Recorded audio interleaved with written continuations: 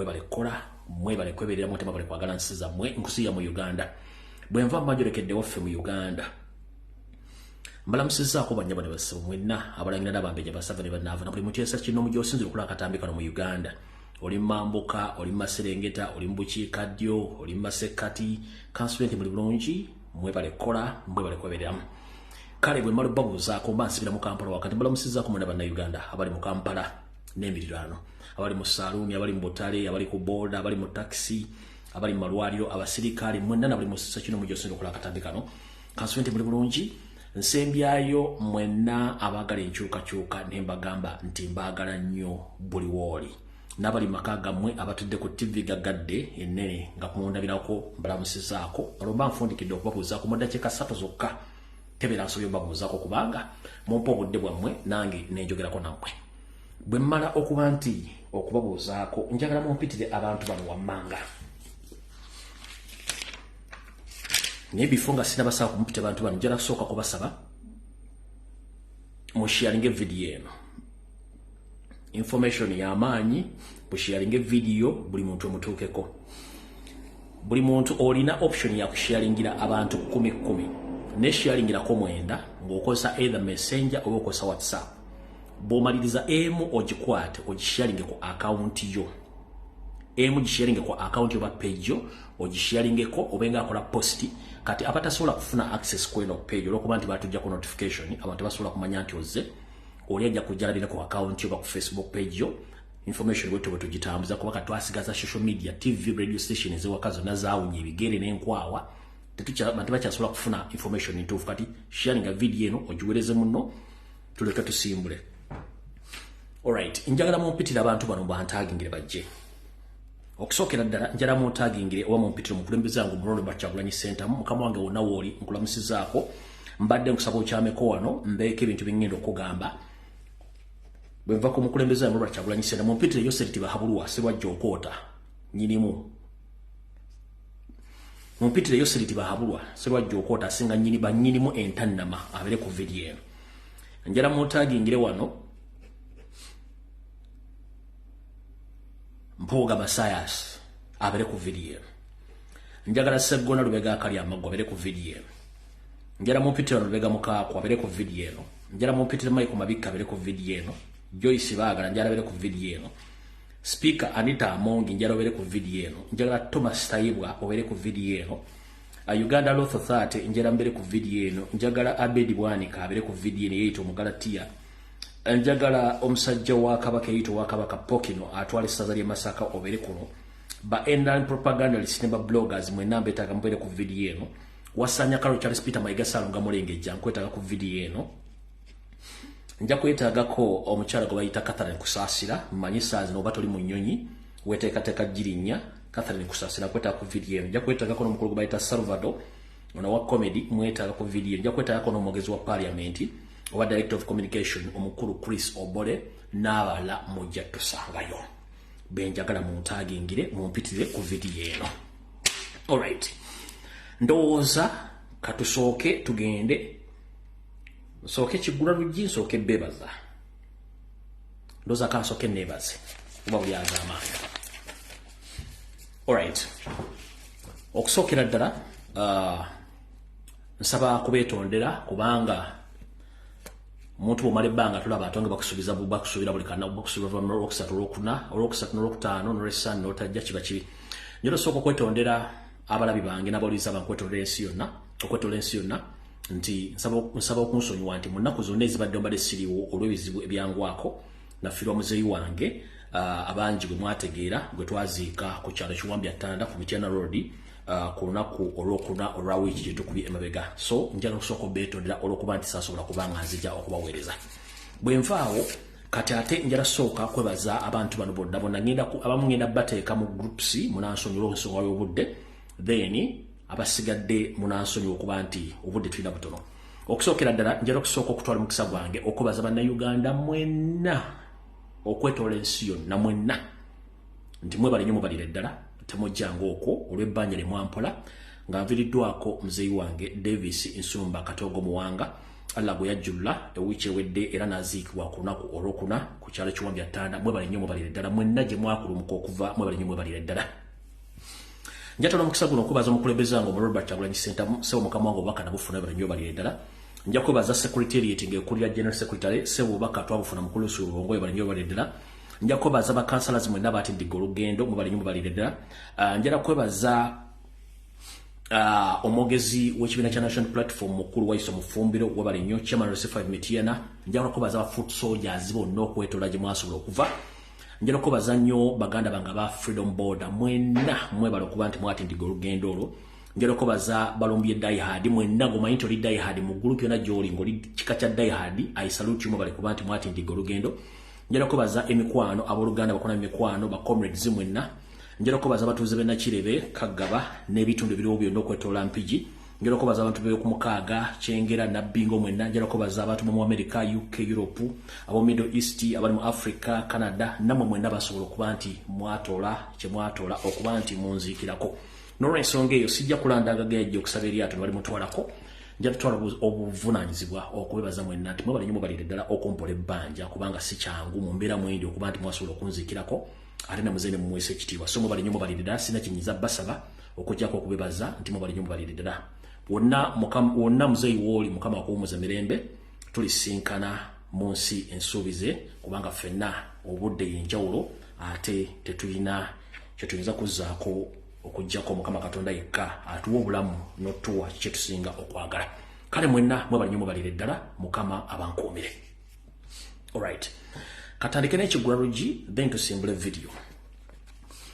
Mu kigulalugi kya leero ndoza nabakolera postuli n'egye bakolera right naku z'omwezi mukaaga ezakonka ku mwezi ogwokusatu naku z'omwezi mukaaga ezakonka ku mwezi ogwokusatu omwaka 2024. Mu kigulalugi kya leero njala kibanyumire mwenna manyi kisesa ne mujja kigumira. Ntandise ntya kankitandike bwenti. Mbuulira gw'oyita naye era nkubuulira empisa ze. Wetugenda okujja ekigulalugi kya leero mbulira gw'oyita naye nkubuulira empisa ze. Munnange gwe mukwano gwange omukyala oba omwami ali eyo njala kubuusa olwaliro otegeere bulungi nnyo ensinga bw'etambula. Ensinga bw'etambula si bw'ogirowooza etambula vice versa oba etambulira ku bikokojjo.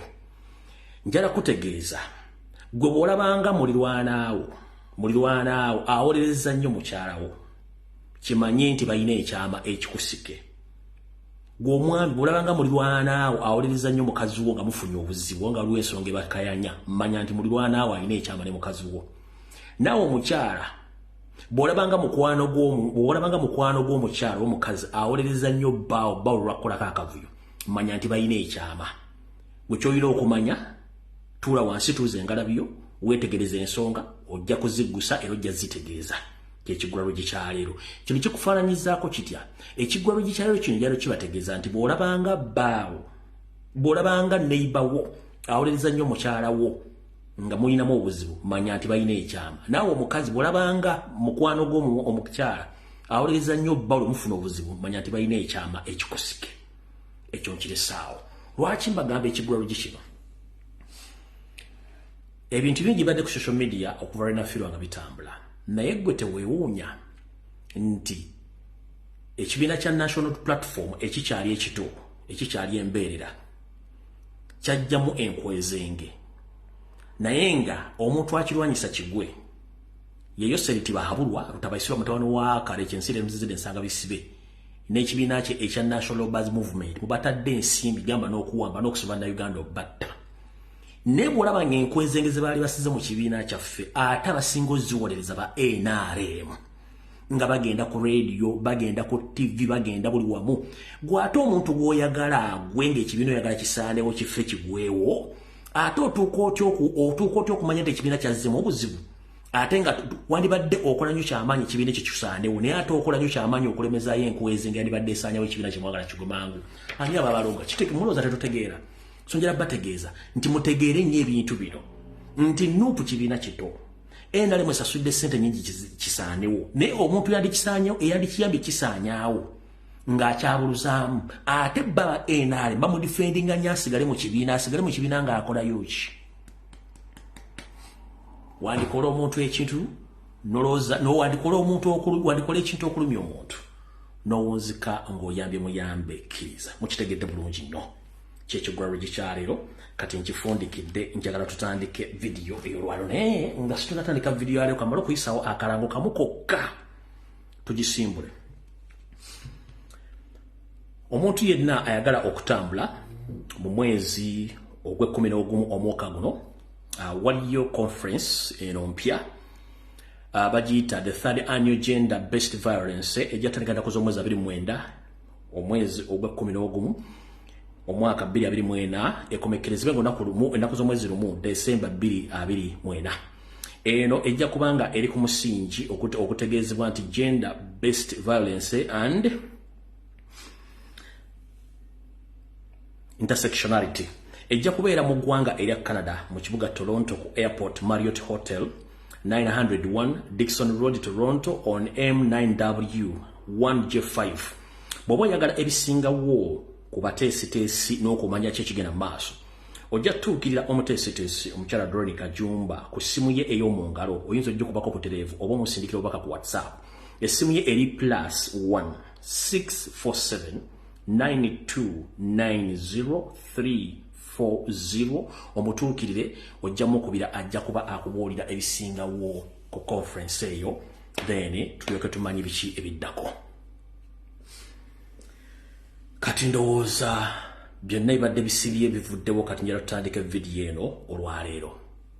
Mu kutandika video eno okusookera ddala njala tegeeza bannayuganda mwena gye munadde abacomrades mwena baagala enkyukakyuka nti amanya gange nze lumbye mumanyi sirinda lutalo na comrade munange yenna era gwali ngomanyi nti Lumbuye alina olutalo nawe mwayomba siyomba na muntu no nze nabagamba nti njogera information nenjiteekawo nengenda bwetuukawo oba gwe wayomba nange ng'osuubira nti nali njawulamu ekibiina oba nali nkola bikyamu obwo bwali obudde bwo kuba nabagamba nti nze nzijja nenjogera ebigambo wabula sivunaanyizibwa nze ebigambo bivunaanyizibwako wabula sivunaanyizibwa ku kutegeerako okw'ebigambo bye banjogedde nangeri ki gy'obitwalamu.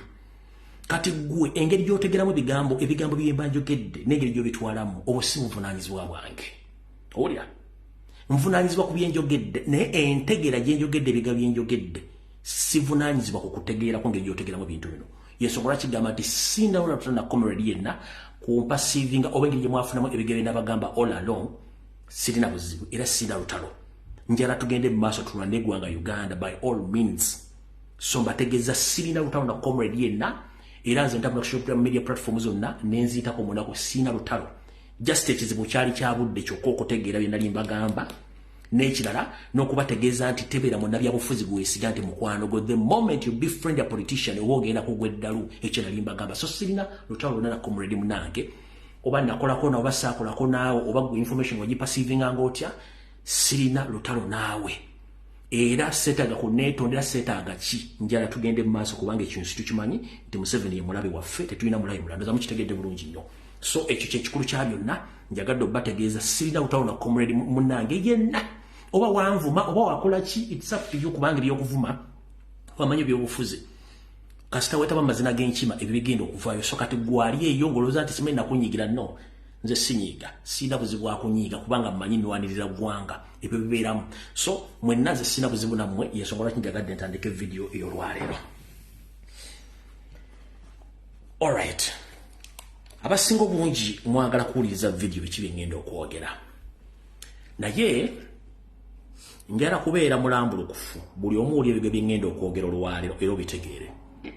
Okusookera ddala njala tegeeza mwenna abazira nkima wonna we muli mugende mulambule ku jjajjammwe omutaka w'ekika ky'enkima olumbe lumubala embiriizi naye engeri gye lumubala mutetegerekeka. Mwenna mbategeeza abazira nkima mugende mulamule ku jjajjammwe olumbe lumubala embiriizi wonna ng'oddira nkima oba oli wa lujja oba oli wa mutu oba oli wa kasolya ng'oli mu kika kya nkima mugende mulambule ku jjajjammwe ng'obudde bukyali musale amagezi mu ngeri gye mugenda okukolamu ebintu ebyo.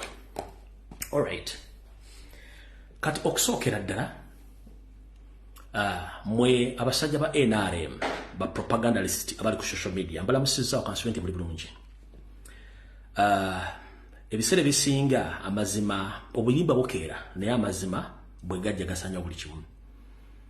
mwogedde bigambo bingi nnyo tubiwulidde n'ekizibu si kya bigambo wabula ekizibu kya kutegeera tabagambe ekigambo kimu nti ebyobufuzi Museveni bye yaleeta ebya blackmail propaganda divide and rule tebikyakola mu Uganda kubanze main interest yange yali yakuzuukusa bannayuganda mostly abavubuka okwenyigira byobufuzi bya Uganda n'okubyogera ekitaaliwo luli era nkimanyi nti ebitundu 80 ku buli 100 bannayuganda bazuukuse era mwe balijjo mubalira eddala kati ekikulu kya byonna buli munnayuganda asobola okweyogerera ensonga n'aziggusa twafuna omukulembeze atukulembera ng'ayagala amazima n'obwenkanya era ng'atambulira ku musingi ogw'amazima n'obwenkanya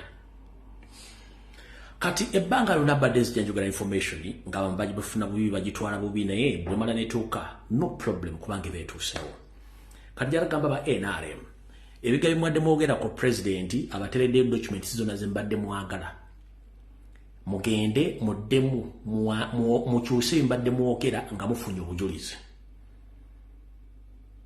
muddemu kyuse mbadde mwogera nga mufunye obujulizi mulekerawo kwogera ebigambo bitakwatagana ensonga lwaki nti movement Robert Kyagulanyi Ssentamu emyaka egigenda mwenda nga tawabirangako omuntu yenna defamation kubanga he's a politician amanyi kye kirina okubeerawo naye mmwe bwe tuboogerako ebigambo bituufu bibaluma nnyo kati mugende ku platform zonna tushareiza information ya president gyataddeyo eraga emmotoka eraga emisolo gye yasasula eraga sere za parliament na buli kimu mugifune nga mbale mwino gifuna okuva ku propaganda mukumbadde mwogera that is wrong ekisookera ddala nabagamba nti bw'oba olwanyisa Robert Kyagulanyi Ssentamu making sure nti olina proper information kyekisookera ddala ekyokubiri making sure nti gwe nawe oli clean bw'oba toli clean tulako wansi awo nawo nvuddewo okusookera ddala ebigenda mu maaso mu ggwanga tubiraba ngenda kukubira omulago kutakungula bannayuganda mwenna abali ku social media platform Facebook, Twitter, TikTok yonna buli muntu mutandike campaign egoba Anita Amongi ne Tayewa mu parliament ya Uganda mbasaba tutandike okukola campaign egoba Anita Amongi mu parliament ne kuba speaker era Amongi akwatibwe Anita Amongi, the so-called speaker of Uganda, is the chieftains of forgery, bribery, corruption, and theft. Ngai machiga chiri chisi chieftains of better intelligence. Wabula, Anita Amongi is the chieftains of forgery, bribery, corruption, and theft. Ye kabaka akyasinza obubbi bino byogera sooner or later muyinza okulira nga Anita Amongi either akubiddwa kopa oba akwatiddwa nkiddamu sooner or later muyinza okulira nti Anita Amongi yakubiddwa kopa oba yakwatiddwa Chris Obole njala kutegeeza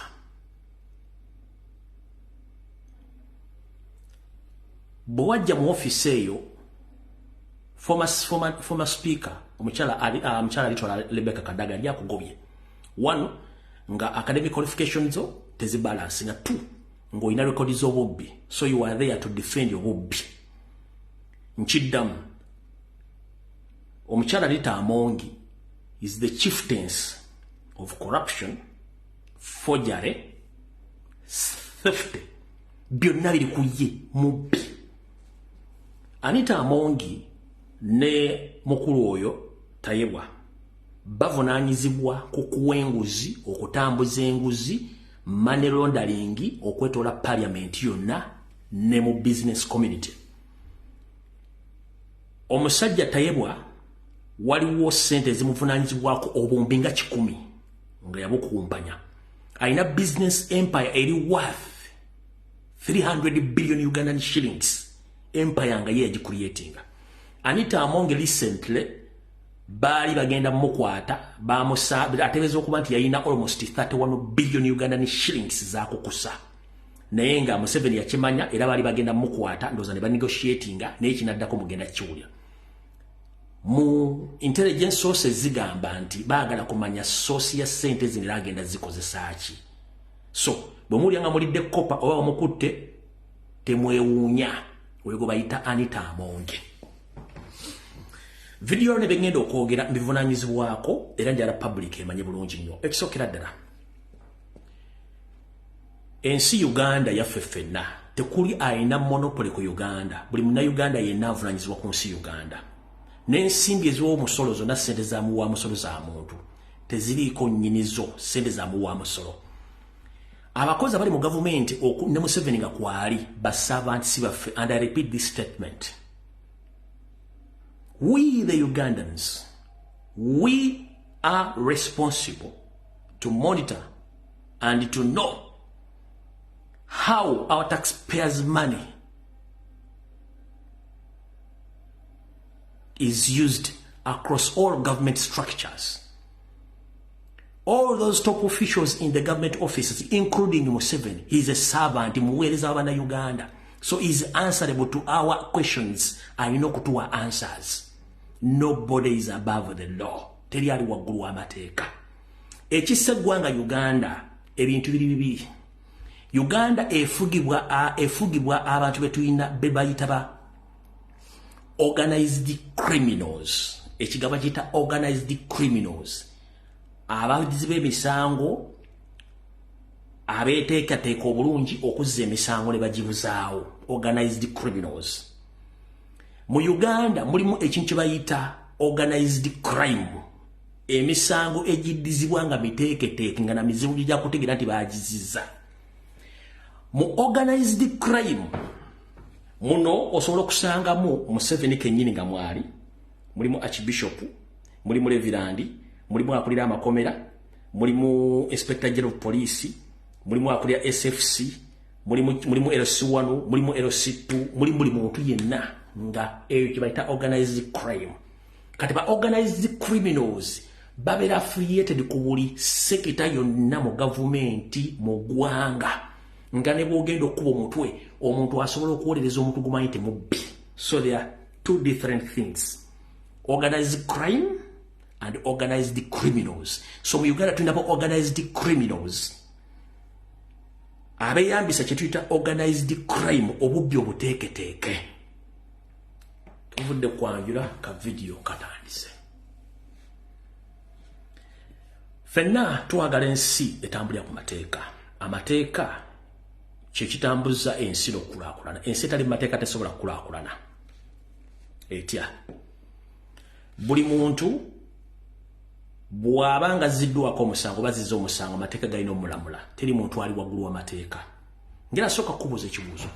Lwaki omubbi bw'akubba okuba enduulu? Era lwaki omubbi bw'akubba omugoba? Kubanga aba akubbyeko ekintu kyo ekikyo nga ggwe. Era oyagala mukwata either omukube oba omuvunaane. Kati bw'owulira omuntu nga bamukwatidde mu bubbi ne wavaayo omuntu ng'amuwolereza, kati bwe bali batuyita ba organized criminals bali mu buli sekita ng'asobola okuvaayo n'awolerezamu omubbi naye ng'akimanyi omubbi gw'awolereza yamenye etteeka, yamenye omusango, yakoze omusango. Biba organized criminals.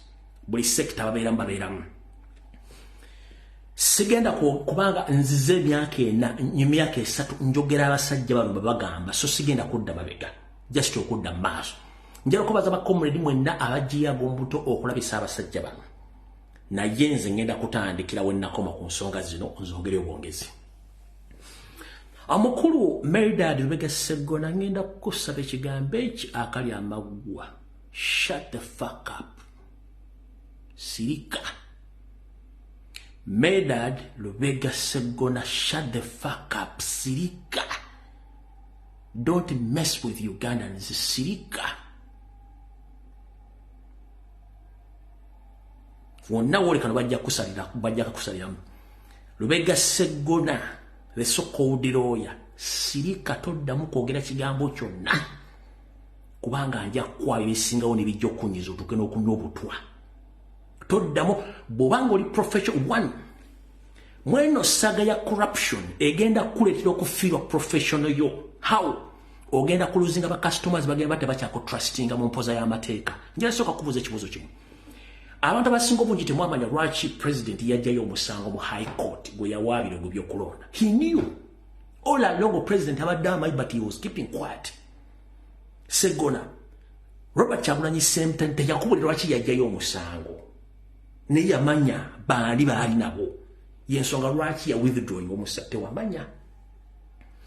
Essaawa zino okimanyi nti parliament yeteeka amateeka naye parliament banga yeteeka amateeka nga mubakolya buvuyo naye mwotuula novaayo ensi neekugamba nti omusajja wo mukama wo kiyakoze kikyamu and you come out and defend him Mathias Mpuuga Nsamba. You too you are committing a crime.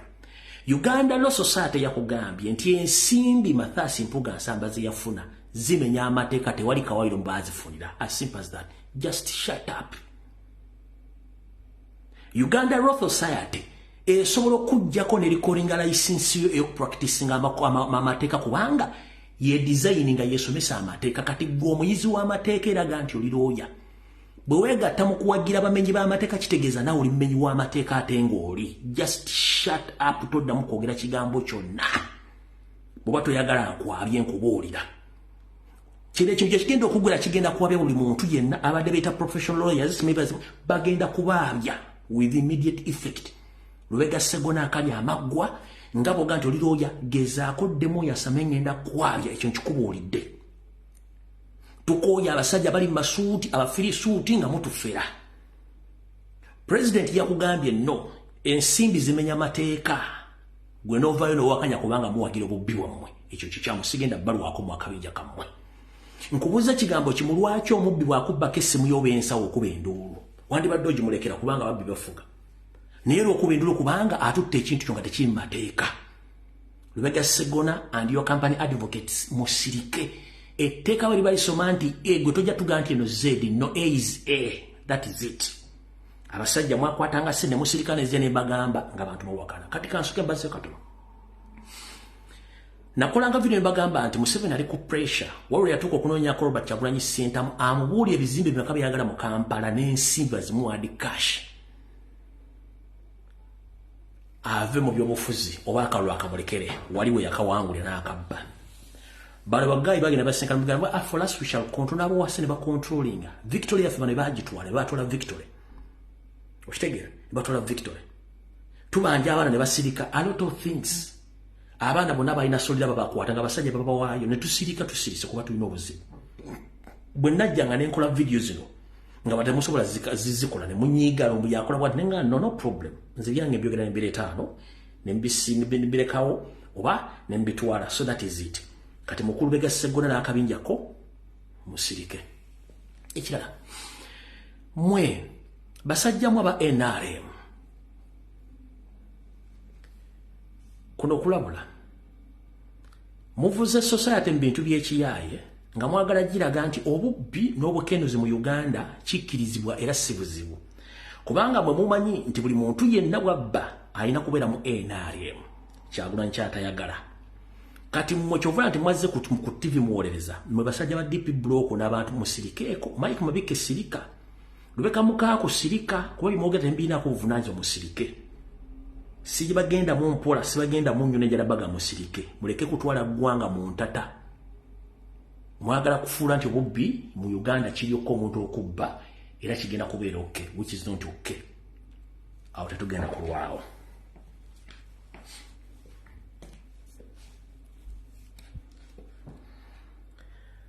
Kati kansookere kujjanjaba bano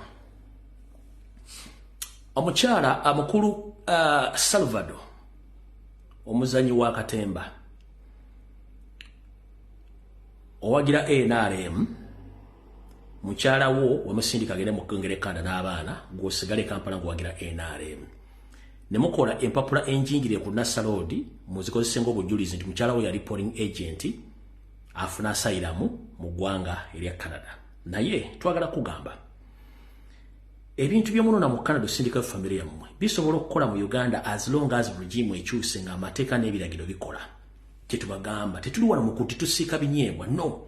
Kyetubagamba nti Uganda erina ensibi esobola okulabira bannansi n'okukola buli kimu naye abatufuga babbi tebasobola kuteeka kintu kyonna. Kati gwe omutwe gwe gw'okozesa osabe visa omukyalo omusindike mu Canada ate otandika okukola forgery osindike empapula e Canada ng'ateza nope gy'otayagala mukyalo ko bafunira asylum. That is wrong. abantu be Canada mwenna we muli munonyezo omukyalo oyo mugende ku migration ba home office eya UN mutekeyo claim yammwe omukyalo oyo si wankyuka era teryamunoonya bawa NRM mumuze Kampala oyo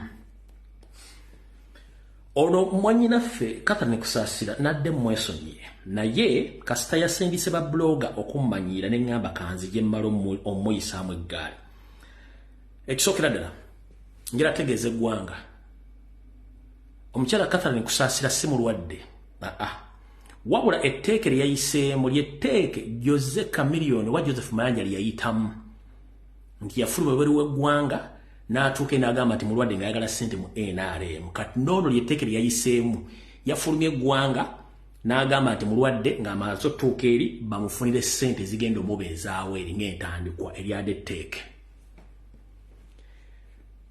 yatuukidde mu ggwanga lya Canada olwalero essaawa zino kuba mu America ndoza bukyali bwa kumaca agenda kuva e Canada lwakusatu agende mu America alabe musajja we bw'ava mu America adde Canada then ku Lwokumanda addeyo mu Canada agende asabe asylum alyoka atule bulungi e Canada kati Catherine Kusasira nadde nakulese naye nze nadde nafunye information one onoonya ba blogger bonna abali e Canada obawe ssente batambuze ekibooziboozi kyo era blogger basinga omungi wabasasudde batandika okutambuza ekibozi kyo nti olina amasavu ku mulimba no wadduse buddusi kubanga ekisookera ddala nabagamba Museveni akukozesa nga talina kyakwetaaza wadduse buddusi I can confirm this essaawa zino bw'oba toli ku nnyonyi ogenda lw'okusatu mu America ku Manda okumuwe Canada oteke asylum claim yo naye olw'okuba nti wasindise ba blogger bamanyiira abantu b'enkyukakyuka kati tugenda kukulagirako bwerero lwa tugenda gifunayo one wasasudde ba bloggers okuli abali ebongereza abali Canada abali Kampala batandika okufumba ekibozi nti oli mulwadde bagenda kulongoosa amasavu wano omuntu yenna asobola ogenda mu ddwaliro bamuteeka ku kadula bamuwana ekitanda lyebaka naye nga toli mulwadde ekyo tuyita forgery era osobola okukikola bafulumya ebifaananyi nga toli mulwadde wagenze ku seeking asylum gwayagala kudduka naye njala kutegeeza ekigambo kimu obutambi buno tugenda buta era tugenda buweereza e Canada one omwezi nga gumu mabega waline Lieutenant Kano Kahanga Muhanga ku Air Force Entebbe ng'oyambadde full combat in ya Air Force bino byonna tugenda bita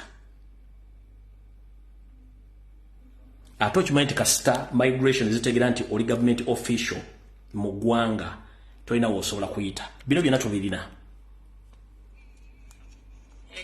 NRM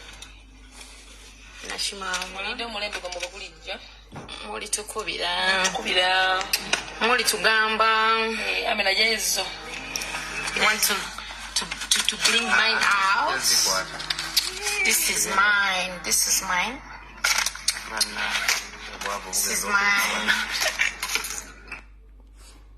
tukaddemu kano bino byonna tugenda bisirika wasindise ba blogger bamanyire nga nkoze post okutegeeza ensi ndi wadduse buddusi nosasula simano lita kago Bongereza n'abala batandika okubooza ekibooziboozi bonto n'amasavu ku mutima katugenda kukwaba tugenda nate ojja kudde Kampala sibo tewagamba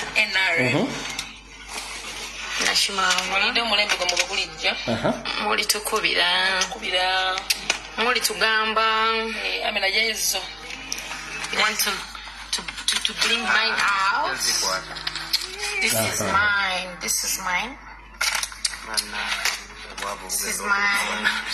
no problem fe tugenda bino byonna tugenda bisindika abakaza okuzigana atugambye abadalina okureceivinga sente ajja kulwakuna bwana bazze sente ze weziri era mugenda kundaba nga tugenze newalala tulina okugaba obuyambi sente muzijja wanga nyingi sente mugenda zijja wezo muzijja wa sente ozijjetegezo okyakikola ozijja wa sente zino jenzijja omukulembeze w'eggwanga namutuukiridde nga njagala nze omukyala yadda nkwazana kuba omukyala n'abantu balala bangi tata wakirumira bangi betugenda okugendamu no problem mumala okwonona eggwanga lyaffe mwene mudduka endakuwona katono nnyo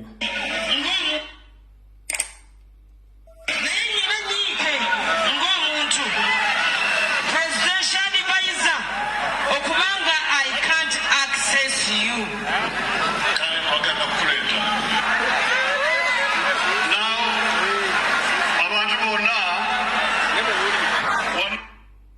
temujja kudibaga ggwanga ate mudduke.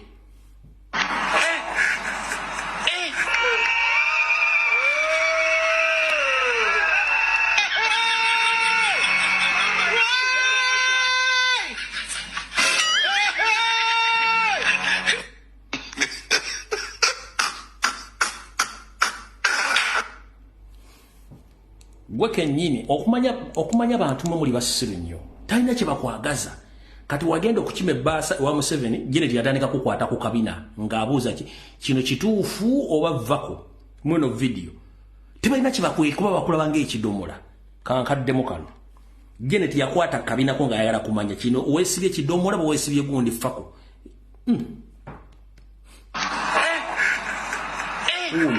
Janet najja nakwatako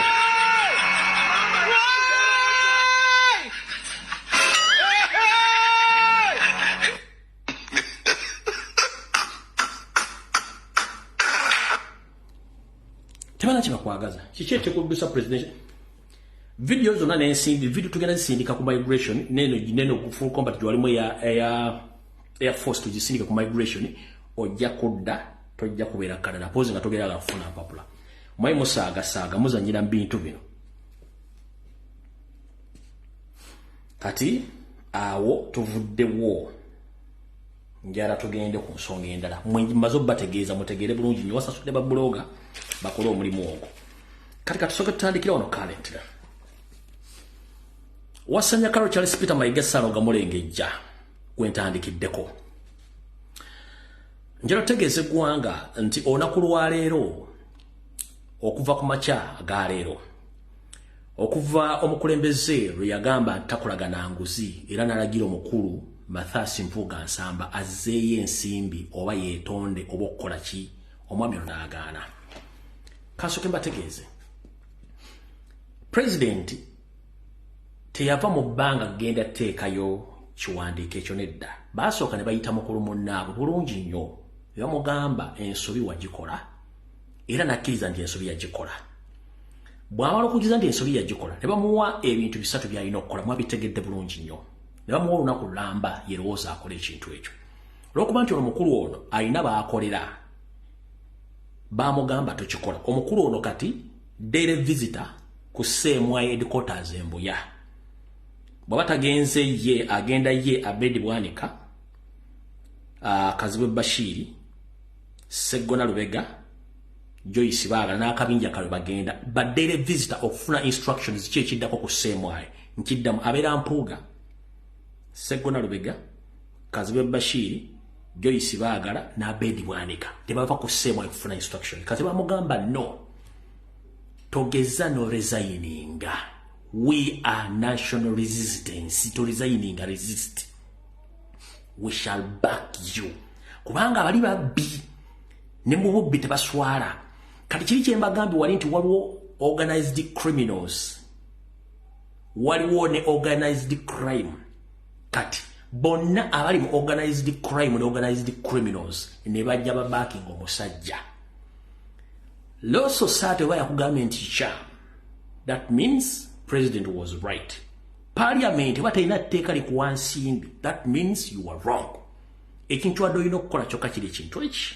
kujja kuwandika baluwa resignation ebintu byandibadde bikola ki bikomaawo niyo olw'okuba nti mulinamu kaleka resistance yensonga lwaki waganya okukola ekintu ekyo kati public anaavaayo okunenya president onenya waabwe okujjako nga naawe oli mubbi era nkiddamu whoever comes out and defending Mathasi Mpuuga Nsamba and his group that they are innocent you too you a thief yenna avaayo okudefendinga Mpuuga oli mubbi you a criminal you are corrupt and you a thief bwebe etteeka ligamba nti ennyukuta ebeera atekyuka kufuuka zedi kubanga omuntu amwagala mu principles zennanga omuntu nze nabagamba dda abamanyi on record ne bw'obeera mukyalange nozza omusango genda osaabe ng'ekibonezo kobere muganda wange kobere mukwano kasitozza omusango sikuwolereza abamanyi nga bwe neemanyi bamanyi nze ne bw'oggula olutalo ng'olwana n'omuntu nkuleka ne bakkuba n'ojja bulungi nnyo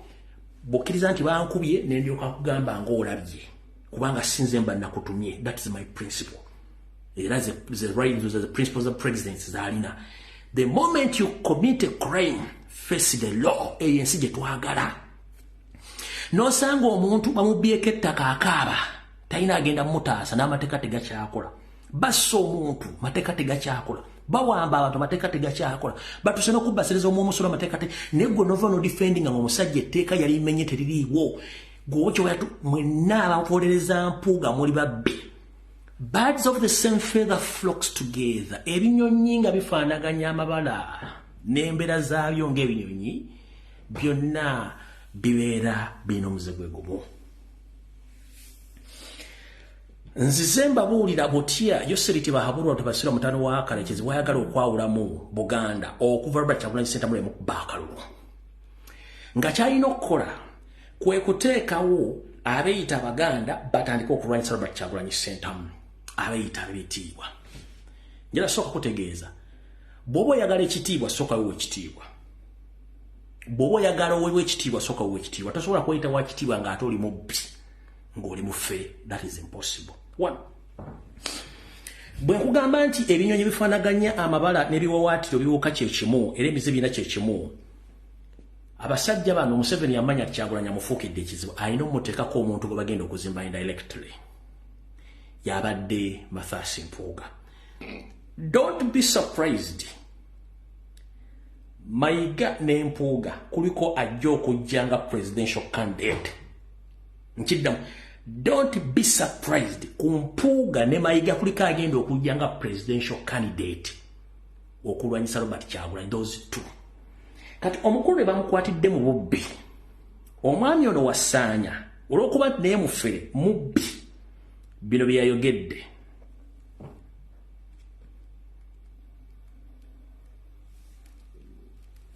Asonyikiza obuweereza ekitiibwa ekigendera ku ntebe mwotudde kyekola kyokka. Era wano kaneebaze kojjange Mathias Mpuuga.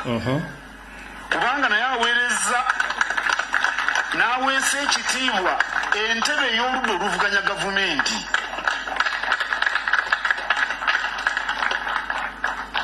Era aweeseza ekitiibwa obw'MP. Obubaka bwa Parliament abuweeseza ekitiibwa. Obukulembeze tubukola mu ngeri za njawulo. Ndowooza Honorable Kasolo yakyogedde. Tetugenda kulwako. One. Abasajja bano bakola akagrupu kakabana akali emmengo nabagamba 96% abasajja bonna abali emmengo bonna banywanula bayingira during the regime of the former speaker the late Higiro Semajjege. Museveni we yakolera formation y'okuyingiza akabana emmengo kona nkiddamu omunyarwanda yonna aje emmengo yayingira mu system emmengo we wali omugenzi Higiro Semajjege yali omusajja omunyarwanda yasoko ya free speaker wa Buganda. Omusajja yakola omulimu munene nnyo okuyingiza abanyina bampuuga bajjira baani bonna. Kati bana batanya bonna Banyarwanda balina akantu ke bayita resistance ate beewagira tebeekyawa tebeeyaamunkwe. Kati ono ali mu kwogera bino abbye ettaka lya Buganda assa abantu buli kimu bakikoze kubanga alina okudefending ono mission yaabwe. Kati njala tuve kwanjula katandike butereevu. Omukulu ono bwe yalabye mukwano gwe bamutwala n'avaayo n'ayogera. Kati nsooke mbazzayo kebabega. Lubaale w'omulamu tasamirirwa. Lubaale w'omulamu takola kitasamirirwa. Ate mmandu empangise tewangaala ku mutwe. Bulijjo mbagamba bw'oba oyagala okumanya nti omuntu aliko emmandu akuba engalabi oba kuba embuutu eddakiika ziba 3 ku 5 emmandu eba yavuddeyo dda. Bulijjo mbagamba ebigambo Abedi bwanika oba bwanika byayogera ebigambo bya Mpuuga yabisindika nga muwakana. Omukulu ono bwe yazze ku CBS nga amaze omukwatira mu kituli yagambye nti kibiina kifugwa family naye ng'ebigambo ebyo Abedi bwanika yabadde nga gy'abyogera. Kati emmandwa ebadde ng'erinnya ku mutwe gwa Abedi bagiyita Mpuuga. Kati emmandwa ebadde erinnya ku mutwe gwa Abedi bagiyita Mpuuga. Kati bwe yamusa ku mutwe gwa Abedi n'ekwata nnyiniyo kennyini yayogeredde ddala ebigambo bye bimu. Oli omukongoza Abedi byabadde ayogera ndoza mukitegedde bulungi nnyo emmandwa yalinnye nnyiniyo n'abiyogerera bwanika. n'abyeyogerera byabyogeredde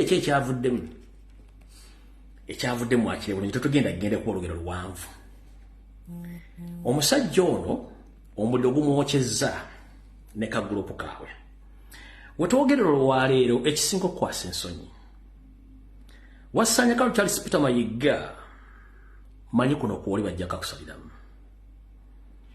okutta olukomo lw'essimu ng'otudde wonna obadde otudde n'okubira ba MP bonna abava mu kitundu ekya Buganda ng'obagamba tebageza ne beetaba mu kukonda eminga Mathias Mpuuga mbu kubanga waliwo akabinja k'abaagala okutta bannabyabufuzi Abaganda. Eno statement kanjidde mu Luzungu.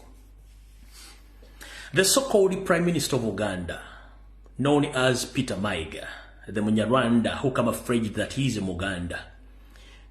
Today, since morning, he had been calling all MPs who are coming from the Uganda region, ordering them not to engage in any discussion of condemning the former leader of opposition, Mathias Mpuuga Nsamba, on ongoing investigations of corruption charges against him. So that gentleman, the so-called Katikiro, or the Prime Minister of Uganda, he's among the criminals in Uganda. So today, since morning, he had been calling one by one any MP who comes from Uganda. He was calling him, whether in the country or is outside the country. He had been calling them, informing them not to condemn or to talk about Mpuuga's case, because that he thinks that there are some people who wants to assassinate the Uganda politicians in Uganda. That is an order from Museveni. So he's trying to play down the forces from the oppressed people. Mukulu Mayiga bonna ba MP ava mu kitundu kya Buganda bakubidde essimu naye ofaaki n'ensi olwale buli MP mukubidde essimu era ojja kuŋŋamba nkitegedde ntya go and eat your mother something because muloza tutuna intelligence okutte kuva ku makyo bwedde okubira omu ku omu abaganye okukwata essimu zo bangi naye nga basinga obungi bakubidde balebe kuvaayo mukulu. First and foremost, muli ku generation nkyamu twasomba tetwafuna mirimu bazadde baffe mbagobye ku mataka mutujja ku mataka tetukyalina mirimu buli kimu kisaanyizaawo tetugenda kusirika tugenda kwogera okusevinga generations bajjajjaffe generations zaffe Museveni yazitta bakitaffe generations zaabwe azisse n'ezaffe zifudde kati ffe katusevinga generations zigenda okuddako nga tuvaayo okwogera kyonna kye munaatusibako oba we are hooligans oba tuli babbi oba tuli batemu we are ready to take that nga bwe munaagamba naye tugenda kwogera lwaki obadde okubira member parliament bali mu Buganda amasimu baleme kukondeminga Mpuuga mwe babbi mmwe abali mu Buganda n'abali mu Uganda essaawa y'obubbi eweddeko temugenda nga kwekkusa nga population ziri mu kusafaringa nga mumukusa abaana bafuna passport okufuluma abafulumegwa balinga nga abagenda mu gegenda nga mubwegedde embuto mutambulemu SC nga mukola ebintu by'ekisiru gwe sebo okutta essimu okubira ba MP bonna baleme kwogera kati nkwabiza nkola kyonkola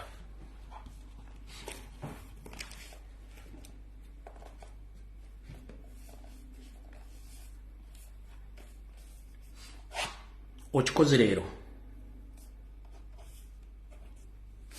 ekirala nze okuprovinga nti oli mukyamu toli musajja Muganda si musango kubanga obujulizi mbulina zembogera naye eggwanga lino Uganda n'Abaganda munyoomanya ebigambo bye mbagamba naye biva ne musirika kitalo nnyo ekyajjajjaffe Luwomwa eyavudde mu nsi Katonda gwe yajjirudde ne bamutereka nenjera bagamba ekigendo bajjako enviiri munyiike bulungi nnyo jara mukyajinge bulungi nnyo omusajja Omunyarwanda yayingira mu Buganda nga Hegero Semajjege ye speaker bano bona Mpuuga ko bajjidde bonna baatuleetera ebizibu mukimanyi bulungi nnyo nakino kankiddemu jjajjaffe yattiddwa nabagamba nti 60% abantu batta jjajjaffe baava mu Mengo mwakirabyeko naye bwe mba mwagala kukwata musoke mukwate Mayiga mukwate Nabbosa Ssebugwawo with immediate effect. Oligwe munonya simanye yadduka musooke muleke musooke mukwate Mayiga mumukwate ne Nabbosa Ssebugwa mubatereke emikono gitawumira muwemba bemba mwagala okufuna amazima bani abatta kubanga bondo okusinzira ku sources zange information etambula ku bantu bano babiri. Okumanya abasajja bano batemu Mayiga yawadde order Church of Uganda tebakkiriza okusabira omugenzi jjajjaffe Luwumwa mu kanisa ya Church of Uganda ewangala mu ggwanga lyonna Uganda. Yatoye order nti tebasabira Luwumwa era tebamusabidde tebamututte mu church ya Uganda omusabira omusajja omukulu w'ekitiibwa oyo Mayiga teyavudde okwo nawa order nti Robert Kyagulanyi Ssentamu tageza ne bamuwa enjogeza ku mukolo ogwo era tageza n'ayogera. Naye ekiswaza omugagga kwe kutana kentula ng'awoza nti nina ensente ndya ennyama buli kimu. Omusajja ono Omunyarwanda okumanya amanyira wetampusi Konde obuvuna obudde obulombolombo n'obuwangwa neno otabimanyi mu Buganda kubanga musajja Munyarwanda. Omusajja ono bwe yawadde orders kubanga wabaddewo ekitiibwa yeeyita ekitiibwa Ssebugwawo n'abala bangi nnyo waddewa mu myuka Twaka Waasi yamukiikiridde bonna abaaka bano nga bamanyi bonna tebazze ku mukolo ogwo bonna tebazze abaaka bano tebazze naye Katonda agamba oba tuga nti eryokangana etonye ntulaga ensisiro z'enkana emyoyo Kyagulanyi bwe yazze ku mukolo guno wasanya kalo Charles Peter Mayiga olwokuba nti Munyarwanda teyasobola kutegeera kiki Kyagulanyi kyali mu famire eyo. Muwulirize bannaye munyiige bulungi nnyo sina kyengenda bakolera. Omukulu yatowa order Mayiga n'agamba Kyagulanyi tayogera ku mukolo gw'okuziika jjajjaawe ow'ekika ky'endiga Luwumwa. Era abantu balina okwogera teyaliiko. Naye olw'okuba nti empewo za Buganda zasituka nga na Mayiga tamanyi bulombolombo nanono Mayiga kankutegeeze Luwumwa yandibadde taziika singa Kyagulanyi teyayogera oba teyakola mikolo egyo. Bannyabo ne bassebo omukulembeze gwanga omululu Kyagulanyi Ssentamu mujjwa ow'ensonga muluggya olw'omugenzi jjajjaffe eyattiddwa era yaziikiddwa oba yaterekeddwa mujjwa ow'ensonga. Kati ono waakabano gundi Mayiga ne baraba Joyce Nabbosa Ssebugwawo ne Bakawaasi n'abala bafunye order nga talina kwogera. Naye tebaategeera nti Kyagulanyi mujjwa ow'ensonga alina okumala ebibamba mu luggya nga tebannaziika oba tebannatereka jjajjaffe Luwumwa. Kyagulanyi amala kutuuka babategeeza nti mumanyi nti Kyagulanyi nno Ssentamu ye mujjwa omukulu ye mujjwa ow'ensonga alina okukola emikolo gino bw'atagikola Luwumwa taziikibwa. Mpuga gye baleko gundi Mayiga gye baleko ssebo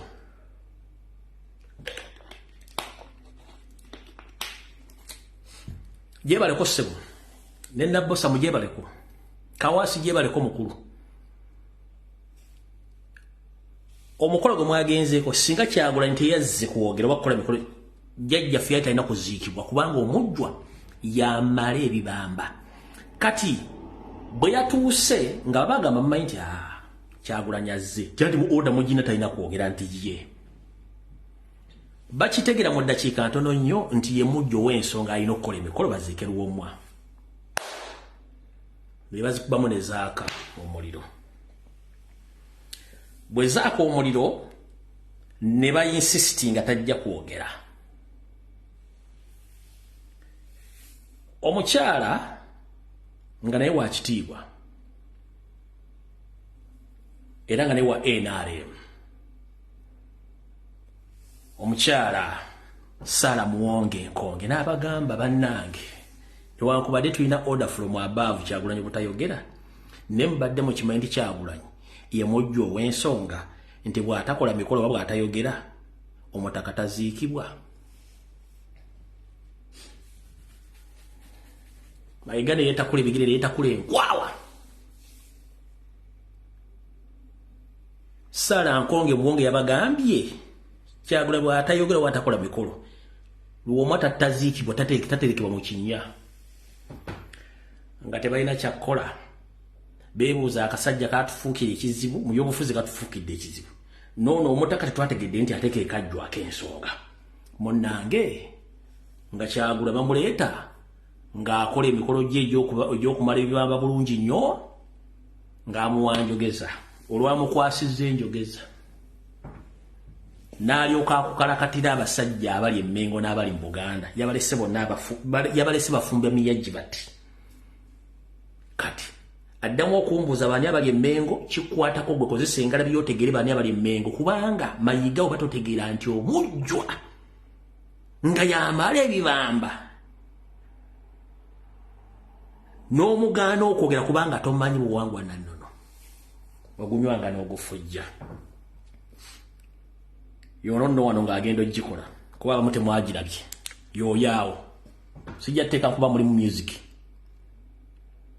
awe bakubidde mu ngalo n'ezinyokola akasajja ate katufuukidde ekizibu sitaddeemu sound kubanga for copyright reasons zisobola teekamu sound olwo agenda okukola emikolo ng'omujjwa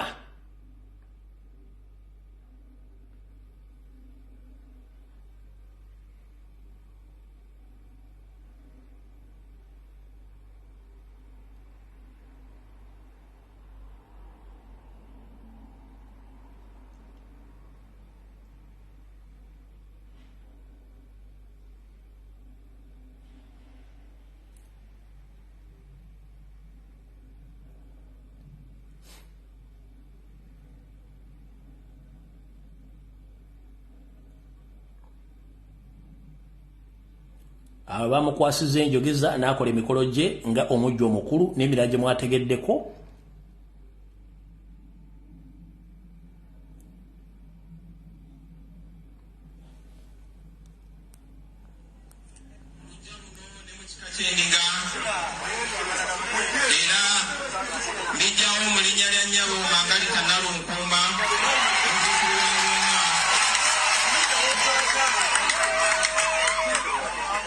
nyaniriza kujange omutaka Luwomwa omujja era nyaniriza emikisa nyaniriza obulamu nyaniriza enkulaakulana n'okwagalana kati olwo bayita omujjwa kati Mayiga etakimanyi nti bate basobola kukola mukolo gwonna nga Kyagula ntakoze eki tamaze bibamba bya mu lujja olwo kati basajja batudde Emmengo abayita Abaganda abaakabano wano era ng'akola emikolo ng'omujjwa ow'ensonga kitegeera bulungi nnyo naye baali bamuganye okwogera ng'akola emikolo egy'ensonga ng'omujjwa omukulu mu lujja olwo katuddemu mbuuli Abanyarwanda abali Emmengo kati mu kkowe lyerimu abasajja Abanyarwanda bano balwanyisa nnyo omwami naye tebamanyi kye balwanyisa mpewo za Buganda kambazzeeko katono nzize mbagamba nti sekita ya boda yamaamirwa abasajja ba ISO abaseemwayi abagikolamu katusooke twejjukanyemu katono Uganda ebaddemu abantu bangi abakoze ebyafaayo ebyokuyamba bannayuganda naye nga tebafuna midaali with immediate effect manyi kuno omukulu akulya Ssemwayi kwali James Birungi damu lya Christopher wa Crime Intelligence kwali owa ISO kwali oba ESO kwe bali aba SFC kwe bali manyi kwe muli njira bategeeza bagundi killing or abducting Ugandans is not going to solve any political turmoil in Uganda. Just is going to increase tensions across the country. And it won't stop. So killing innocent Ugandans, Uganda or personal benefits, it won't solve any problems in Uganda. Council can take it to public. Mu Uganda, baba genda okutta omuntu Ssemwayi, Chieftains of Military Intelligence ne ISO, basindika group z'abantu 3. 1. Basindika abagenda okutta, basindika abagenda abasindika group esooka egenda okutta mu kifo kyekimu ne basindikawo abagenda okutta ate abo bennyini ababasse ne basindika ne group eyokusatu egenda okukyankalanya obujulizi mukitegedde bulungi nnyo buli basindika group egenda okutta kubeerako group endala bbiri ezijobera bano abagenda okutta bwe batta nga basse bulungi basobola okweyongerayo bwe bamesinga oba ne batatta eno group eyokubiri yemaliriza omulimu either okutta tageti oba okutta nabali abalemeddwa group esembayo yejja okukyusa obujulizi bwonna poliisi eya forensics byandibadde ejja ku ground yawo zamutegedde bulungi nnyo njala munfune bulungi nnyo kati musaga ya jjajjaffe omwa mwina kye mutaategedde Guy gwe mwalabe wa boda ayogera is not an usual boda siye muntu wa boda wa bulijjo ono Guy operative wa semwaye is not unusual boda rider no ono Guy wa semwaye mwalabe video mutunulire body expression ye engeri gyayogeramu gyakitulatingamu ebigambo bye n'obwangu Museveni kwe yamuyitiddeko muwa medo njagala musooke mutegeere omwami si wa boda nga wa bulijjo no it is impossible ono y'omu ku bantu abakolera state ababeera mu sekita ya boda so si wa boda mutambuze video ono si wa boda ono operative ngenda bazanyira ka video kana mutunulire amaaso gano mutunegere gyayogeramu ebikolwa be ababoda betumanyi bulijjo 1 babeera n'enviri tezitegereka bambadde bijaketi boogera bapakuka boda wa bulijjo ennomo boda rider ebigambo biba bipakukapakusi naye ono ebigambo bye abigatta bulungi era bigobera bulungi nnyo yatuuse n'okugamba nti bwe nabadde ngo abasajja nti ye ne mukwata naye nagenza okuwulira nga Guy alina training emala kati owa boda otegeera otya omussi gwa senti yabadde ne training emala gwe ngaani gwe training ki gy'olina esobola okucounter attacking oli kyenjagala sooka obba ogamba ekirala kuba tumukola mu forensics yagambye nti yalaba omusajja nga ajjayo emmundu era n'agikookinga kyebayita okucoaching emmundu ffena ba civilian abatamanyi emmundu the moment omusirikale agula akabaati bwati papa n'acoaching emmundu civilian yenna ali waawulira sawundi eyo akyuka ekiddako okuteekinga kava bakudduka but Guy yanyumizza firimu eno ng'alaga nti omusajja acoaching emmundu ng'amulaba n'atuuka ne ku target ng'amulaba kubanga the moment kasita omuntu acoaching emmundu kimanyi nti waliwo agenda fulumya essasi balifulumya bagirifulumidde kwani ye ng'akyalaba kati olyoka engeri gye bamuddusizaamu omuntu walimu omudaali tulina abantu bangi abalina okucelebratingibwa mu Uganda abatawula omudaali ono yatuusa atya okuba omudaali kubanga is an operative ono si wa boda nga bulijjo akatambi mwakalabye njagadde musooke mulabe Guy ono kuba boda bemumanyi mu Uganda musooke muwulize ebigambo bye bulungi nnyo mbatwale ku Museveni ngeri nimulabe boda nange bamu omudaali then tugende tugende ku bintu ebirala eddala kwanze namulabidde ddala okuviira ddala wano wennyini oyasigaddemu akalamu yeyasse yamukubya amasasa 3 nga ndaba bwenti era ne mundu yagikookinyize wali nga ndaba ye yamulabye mukubya amasasa 3 ng'alaba ne mundu yagikookingidde wali ng'alaba kyebayita okucoachinga emundu kasita ojjako akabaati bwe kapapa sawundi emala civilian okugwa kavuba okudduka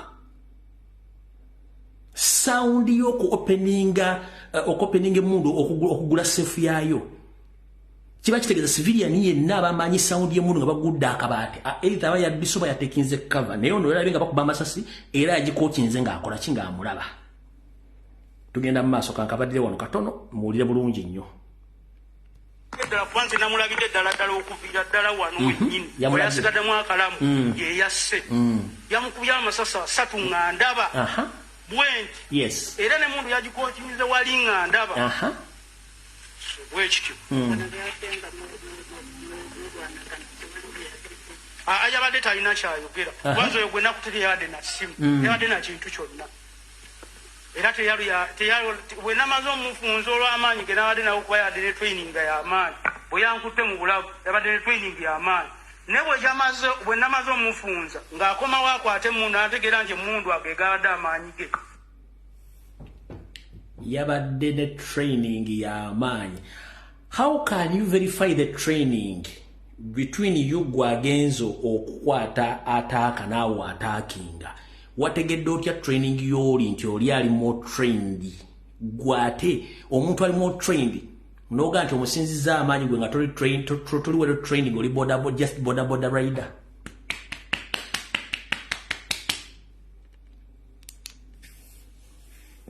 Tugenda kukwata video eno mpola mbatwale ku ya Museveni ng'amuwa medo. Bamukuba amasasi 3 ng'alaba, emmundu bagikokinga alaba, mpulya bulungi nnyo. Ne mu kulwandagala wali yategera nti gaya alina training ne kati bw'obanga ali akusinga training ola nti he is well trained more than you. Kati ate gwe wali ki? Gwoli ki? Gwoli ki? Tugende maaso. Ajibabu era talina kyeyazeemu kwogera mpaka ejambo wali waggulu nga amaanyi ampita Katabazi Abudu Tulansa yankubidde ejambo wali nga tannaba kufa era ne muddamu nampitako yabadde yakampitako bw'ati mabega ne wajja wa boda Transa Bossa Electronics jajja Firwomwa yamukubidde ejambo ng'amulaba. Omugenzi yakubira ono jambo ng'amulaba n'amuyitako. Kati ate bw'obanga Transa yakubira jambo ng'omulaba n'akuyitako n'olaba w'emmundu ng'agikookinga ayolekere wali Bossa gwe ng'olina boda notakuba nduulu.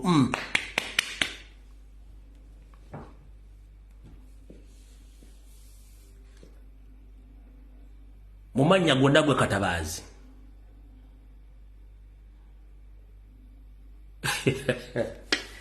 Nange omugenzi yakubira jambo nga yakakuyita kadakika katono nnyo.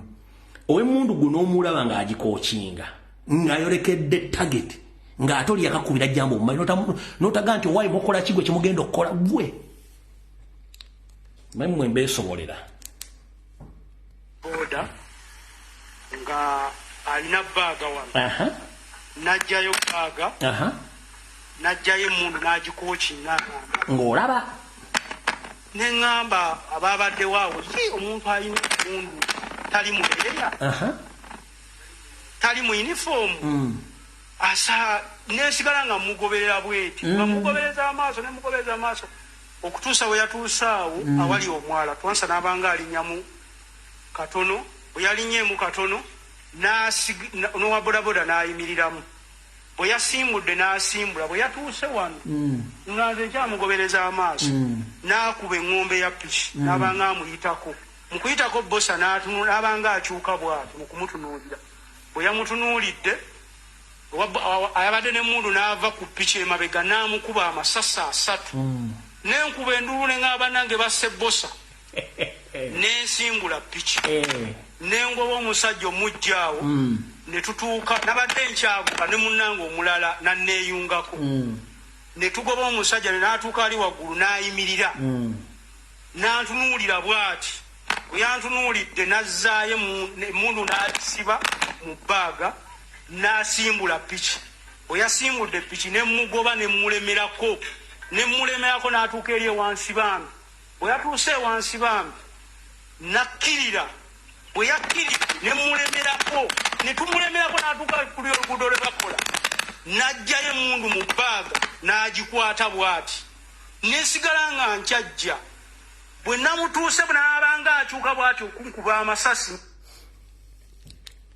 Banyabo ne bassebo mwenna bampuliriza.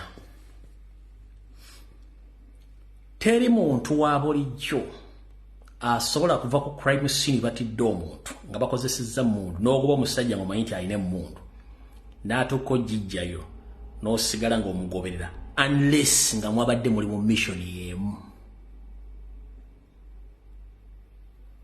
Najje emundu n'agikutunuzaamu unless nga mwabadde mu mission yemu nga gwadde olina ku cleaninga mess.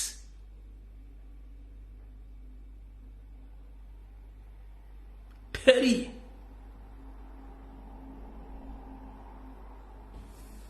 tugende maaso. Zenen munange mukisa. Emundu nemusimatuka negwa mu mandigaati. Mu mpaji. Bwe yagudde mu mpaji nemugwira nemukwata mu bulago. Nange nankwata. Nalwana yadde mwana muto myaka nga 19 nenga alina training ze namusinziza. Gayo n'ayogera akulaga nti oli emundu yagimutunuzaamu nga ku boda ono yabadde yeevuga yokkopa ku boda kwaddeko amuvuga kubanga teri muntu asobola kuyimirira tasobola kubanga yeevuga the same time omugoba bw'ayina emundu bw'ajje bw'agikutunuzaamu ng'ali yekka. Wenjagala musooke mufunemu awo ekibuuzo. Guy ku boda ali asigaddeko bw'omu oba kwalika amuvuga? Kibuuzo.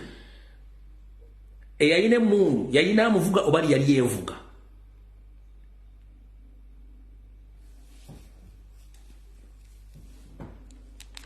Tukyagenda mu maaso.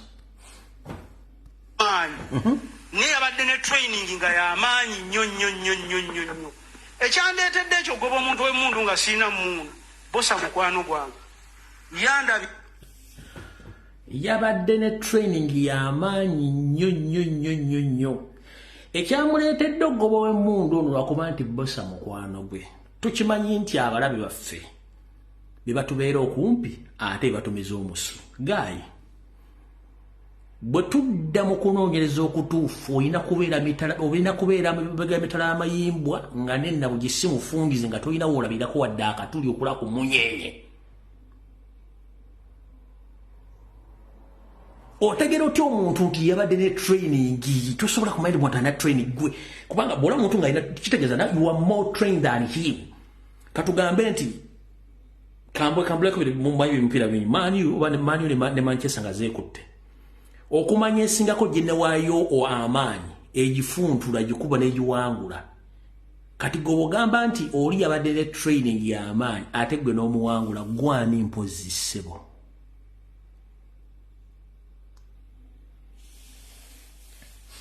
Yabadde ne training y'amaanyi gwe wabadde naki just a mere boda rider gwe wabadde ki? Era njala soka kubuuza. Bw'obanga wagobye omusajja newegattibwako n'omulala omusajja n'ayimirira omulundi ogusooka n'ajjayo emundu n'agikutunuzaamu n'amala n'agizaayo n'asimbula n'addamu n'apaakinga ye kennyini n'ajja n'akwataakinga. He was the first person to attack you. Yakoze counter attack akwataakinga ajja gwe mu bulago.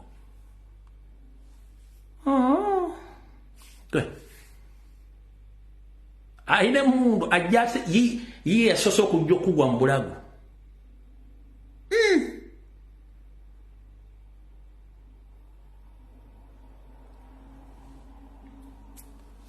Tukyagenda mu maaso.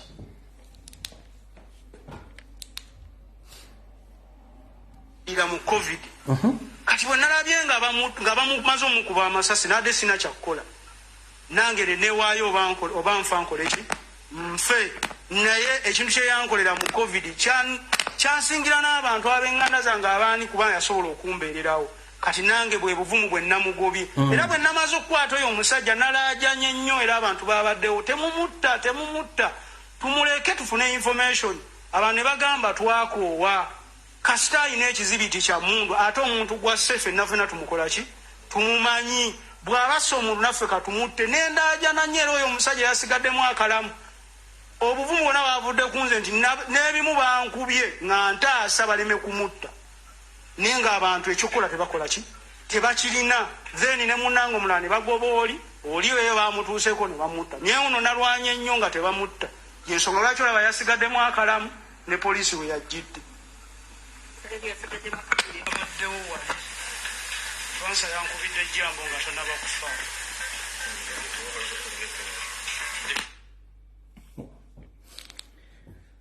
Ladies and gentlemen, ono operative tabamalira budde ono operative kati bwe tuvaawo katugende ku mukama wange amwebaza omulimu gwe baakola.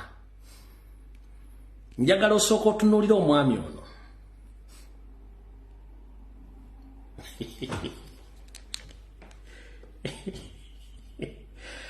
njagala osooka otunuulira omwami o body language, facial expression, engeri gy'ayimiriddemu n'engeri gye yakuttemu ka medo. Sooka otunuulire facial expression, body language n'engeri gye yayimiriddemu ng'akutte medo eyo. Oyo si boda wa bulijjo, no, ono operative. Ono operative wa semwayi, ono si wa boda nga ye bwagamba, no, ono operative naawe. Awo tovudde okatugende wano, njala kuzannya ka video kano nga bamuwa omudaali.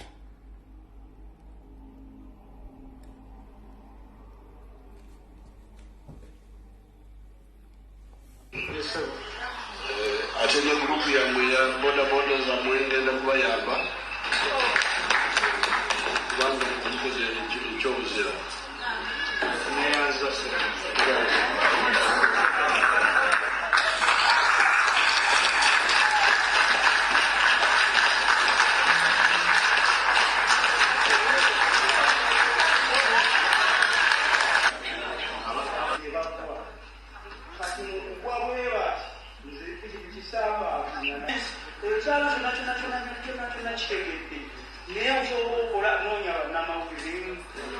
Okoze ekyobuzira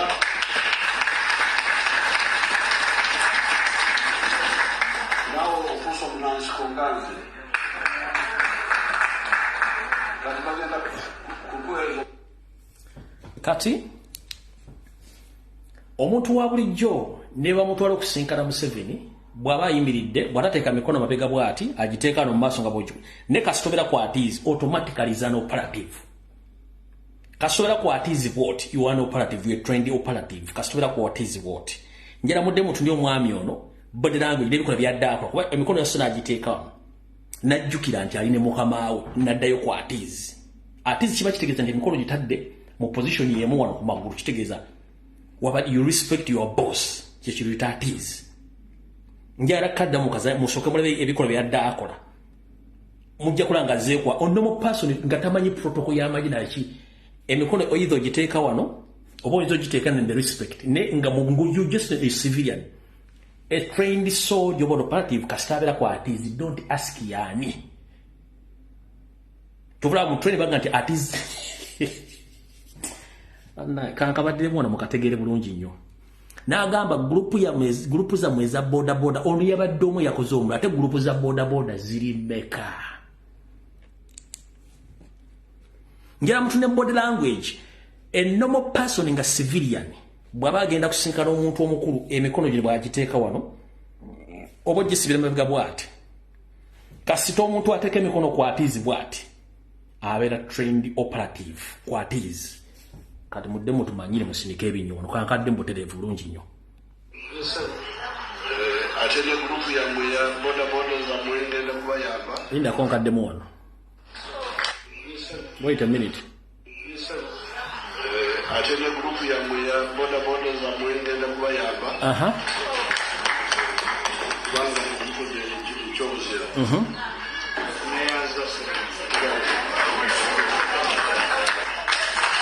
Awe yasoosaawo n'ajjukira nti ali ne boss n'addayo ku atiizi. Omulaba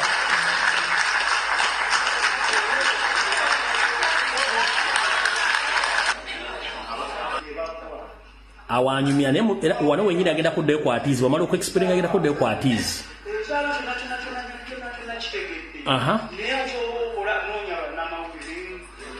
Okoze ekyobuzira uyo azze ku atiizi mumula bulungi nnyo. kati bagenda kukuweeza omudaali.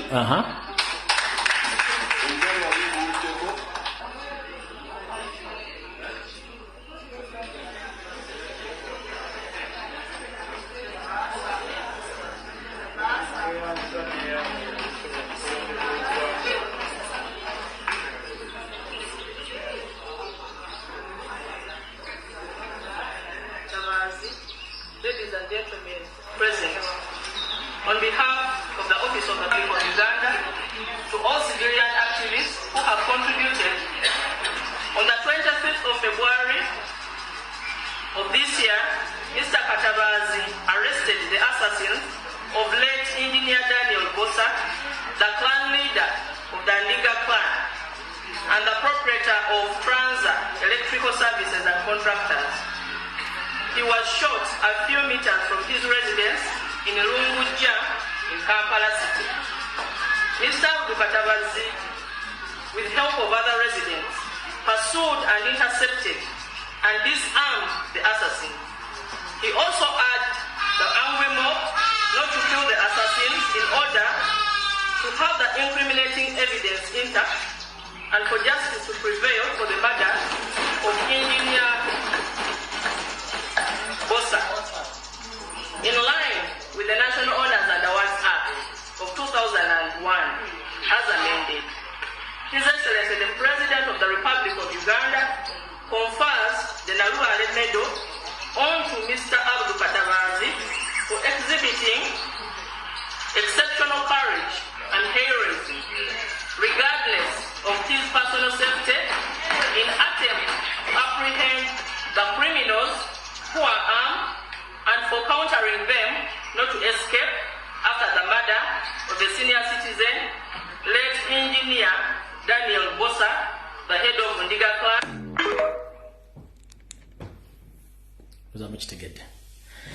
Tuina bahiro banji mu Uganda bakoze bakola wono omwana oba Namaganda, if I'm not mistaken, ya tasaba ne mu muliro gwayo kya essomero lye Buddo n'abaana bangi nnyo n'abantu abataasa ono omutolo omutolo w'Omuganda apuuli nga bagudde mu lyato ligudde mu Lake Victoria gye bali bagenze okwepica n'okunywa omwenge abali stewing abo n'abantu abatekuli n'omu yafuna mudaali. So kati bantu bangi bakoze ebintu biri extraordinary mu ggwanga batafunanga medal, but from nowhere within 2 days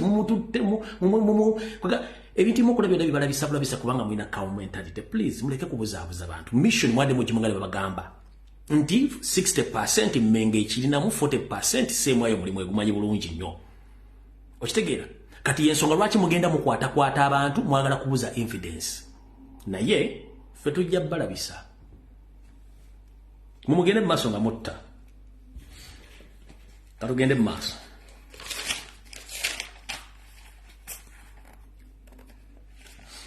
Oyo mbadde njala mulabisa n'abantu bonna abantu bategeere. Kati njala tegeze gwanga nti mwenna abayina abaana bammwe abali mu makomera nyongera bategeeza nti abaana bammwe basinga obungi muyinza obutaddamu balaba olw'ensonga abaana bano bafiirayo. Wetwogeredde essaawa zino amakomera agasinga obungi mu Buganda emmere yaago erimu obutwa era ng'oni average buli komera olunaku baziika abaana batali wakati w'omunana ku 10 makomera gonna buli komera. Eno njogera ku Luzira prison yokka ne Kitalya n'amakomera amalala. Ekisinga okutta abaana bano emmere gye babawa eri contaminated n'obutwa, babagema phosphate, bakuba amadagala amafu okuba nti babatta mu nkola ey'ekitta mpola. Era njala bategeeza nti mwenna abaana abali mu makomera si buli musibe gola mu komera nti musibe abamu bambega kuba sibe 10 abeera mu makomera oba mu cells 8 muli basibe ababiri babeera bambega nga bafuna information ogijja mu makomera ogiza eri bakama baabwe okutegeera mission zimuliko nabaani abasigadde ebweru. Ekyo nakyo muzimuyina ekimanya. So mutegeere nti abantu abo abaana bafira mu makomera nti basobola balaga nti gundi yafudde olw'ensonga nti abaana bano babawa emmere enfu n'okubawa eddagala ery'okubagema nga baga nti babagema hepatitis B naye nga vaccine gye babakuba ya butwa. Abaana bano bafiirayo mu makomera naye teri n'omu alanga nti omwana gundi yafudde oba ki ky'omwana agenda kudda. So ekyo nakyo mukitegeere.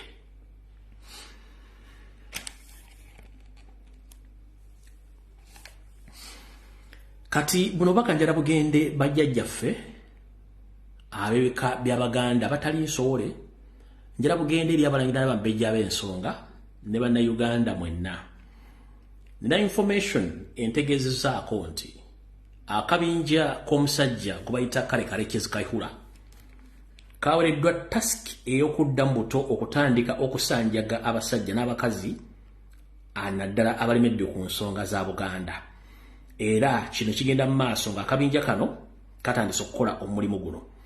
Akabinja kano kadde kabulako abantu bakayihula abassi abafulumiziddwa mu kkomera. Kuno okuli Nixon Awesigire eyayimbuddwa mu kkooti y'amagye oluvannyuma lw'okumwejjereza emisango, n'abalala babiri okuli Ernest Muhangi ne Kano Ndahura Atwoch. Bano badde bavunaanyizibwa emisango gy'okuba nti benyigira mu kutta n'okuwamba n'okukusa Abanyarwanda mu kabinja ka Boda 2020. Kati akabinja kano kavuddeyo konna nga ne mukama wabwe wali mu service, so ntegezeddwako ntegeeze kekano wano. Ntegezeddwako ntegeeze bajjajjaffe ab'ebika bya Buganda abatakolagana mayiga, abalangira n'abambejja n'abasajja abamanyi byafaayo, mwegendereze nnyo. Akabinja kano kagenda tandika okuyigga omu ku omu.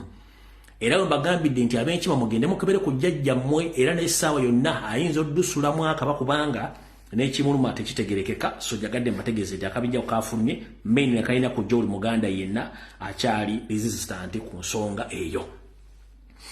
Ensonga endala, mwenna banyinaze abali mu Middle East abagenda okukola, bemuyita bakadaama babayita bakadaama, mubere very careful nnyo. Ku baana abadde bajja gye buvuddeko n'abalala bakyajja, bwe bayingira abaana 10, abasatu bakozi ba iso ne Semwai.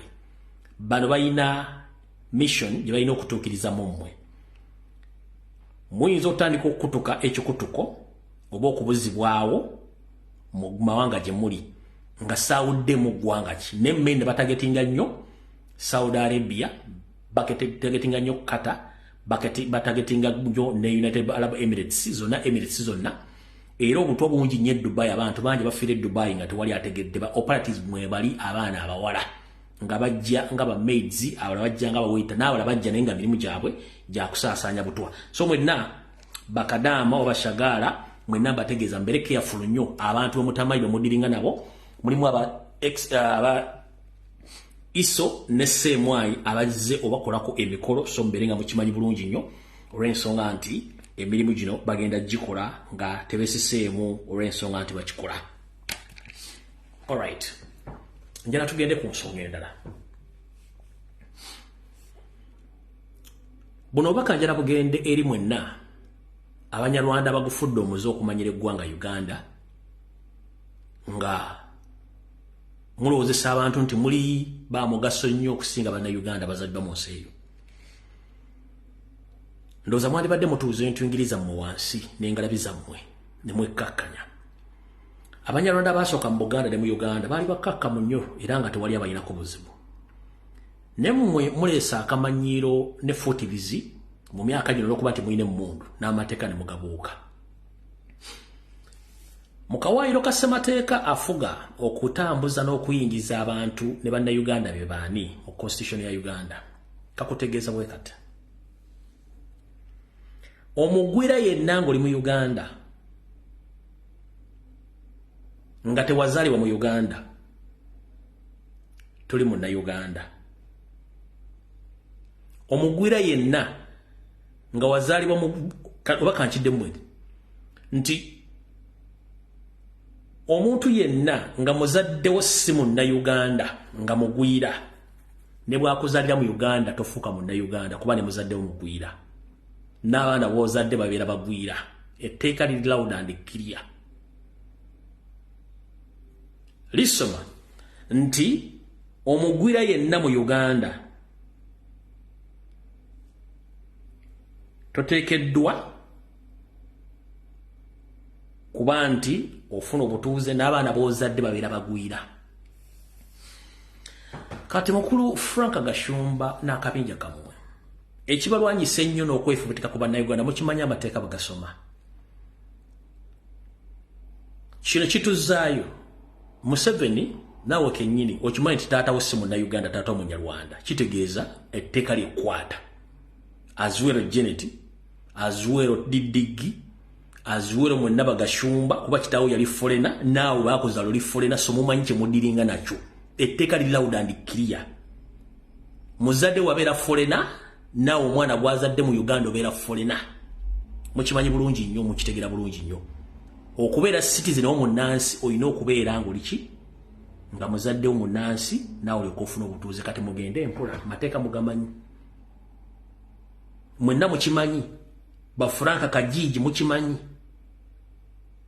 basamu kuteesa mukimanyi amateeka ga loud and clear era mutumanyire empola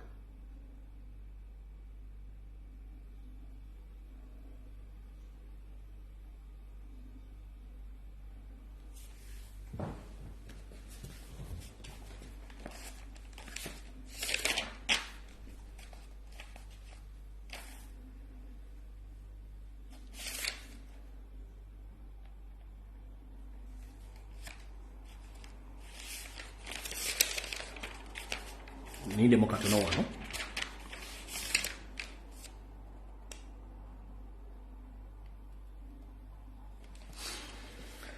kati kambanyonyere kintu kyesaba nyonyodde wali mu ddakiika zino entono tukitegere bulungi nnyo nabagambye mu Uganda mulimu kye tuyita organized crime ne organized criminals kati mu organized crime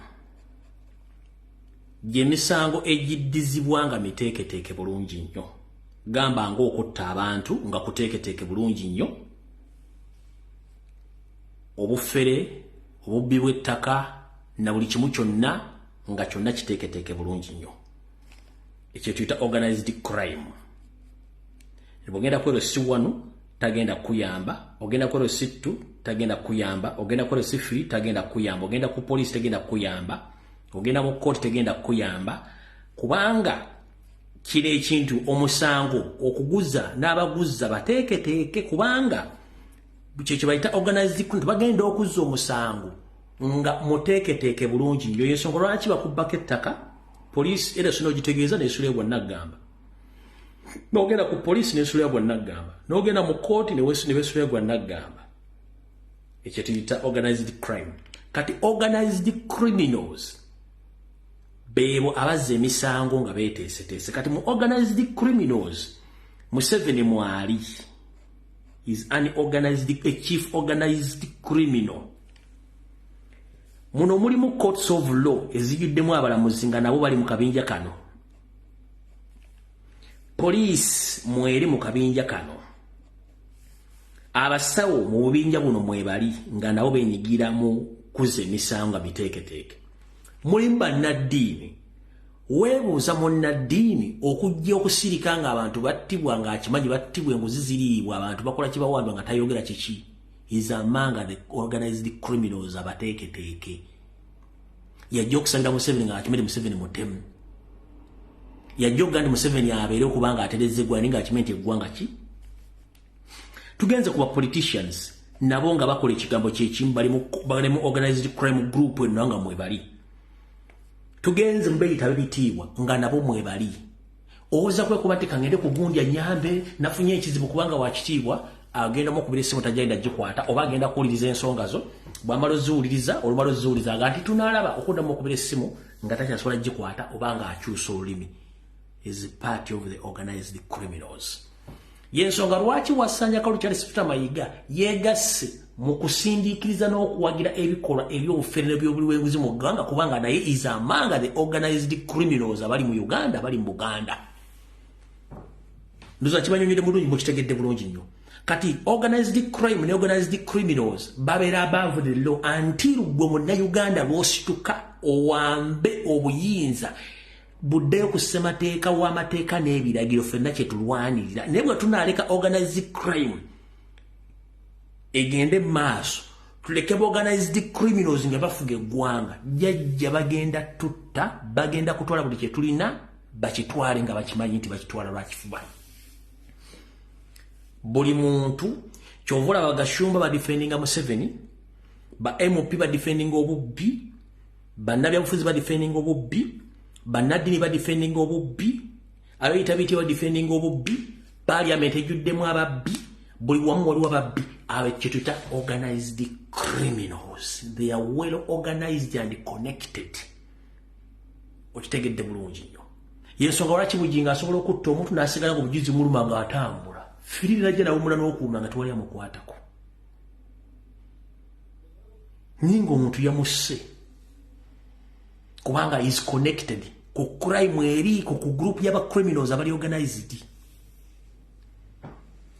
kati mwe abatali mu organized crime nga mwagala mukozesa amateeka yensonga lwaki abaana ba Nuupu battibwa bawambibwa basibako emisango gy'obuyeekera n'egyokulya mu nsi zaabwe olukwe ndoza ofunye enjawulo wakati awo kuba mbadde njala basomesa ebintu bino bitegeere wakati wo organized crime ne organized criminals kati tudiringa n'ebintu ebibiri bannaddiini mwebali bannamateeka mwebali bannabyabufuzi mwebali chairman of Suwan mwebali bapoliisi mwebali bano bakatikkiro mwebali buli wamu bonna mwebali bali bati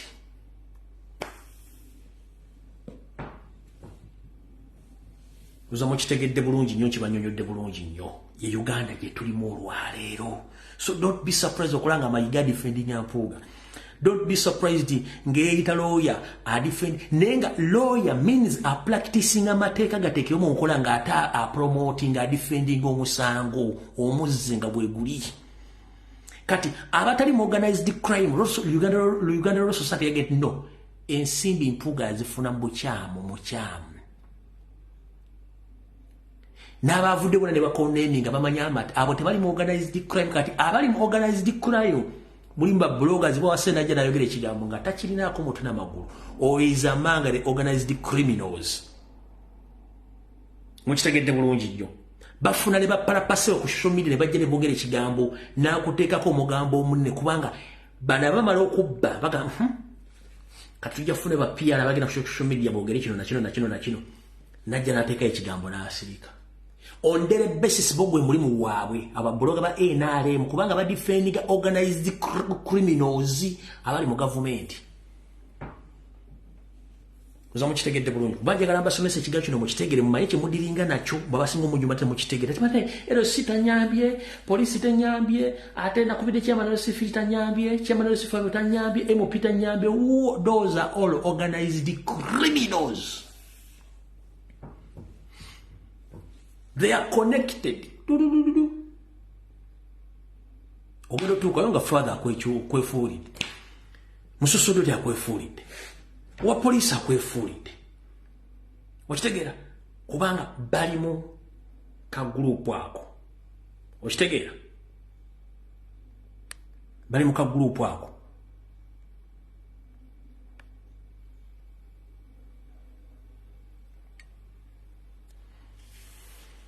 So, ye ensonga ndoza sagala bamalira budde njagala video eno njikome wano tusinkana ku Lwokutaano saawa zijja kuba 2 ez'akawungeezi bwe kubanga kwe kusiima ebisigadde tujja buuliza ku Lwokutaano ndowooza byebyo ebisigadde tujja buuliza ku Lwokutaano kubanga namawulire mangi ate obudde bugenze naye nga buli omu ategeere kyekigenda mu maaso mu ggwanga mutegeere bulungi n'olw'ensonga eyo Mukama ba 13 tusikale ku Lwokutaano saawa 2 n'ensiima nnyo byonna bye mwakoledde Mukama ba 13 Uganda mwino gironda by all means nga nfundikira abatategedde bigambo bya president byagambibwa ate bwe kubanga kwe kuyimirirawo ku mazima kulw'ekibiina n'amazima gennyimirirako nzikiriziganye n'abaagala okwawukanako nango b'ekibiina okuyulikamu naye nga nsigadde ku mazima yakkiriza kubanga akimanyi abasajja baadiringa nabo badde abamanyi. By the way, for your information, President buli muntu amumanyi amuliko ne byasuubira okukola ne byagenda okukola just asirika busirisi n'alinda time, but he knows each and everybody and their mission.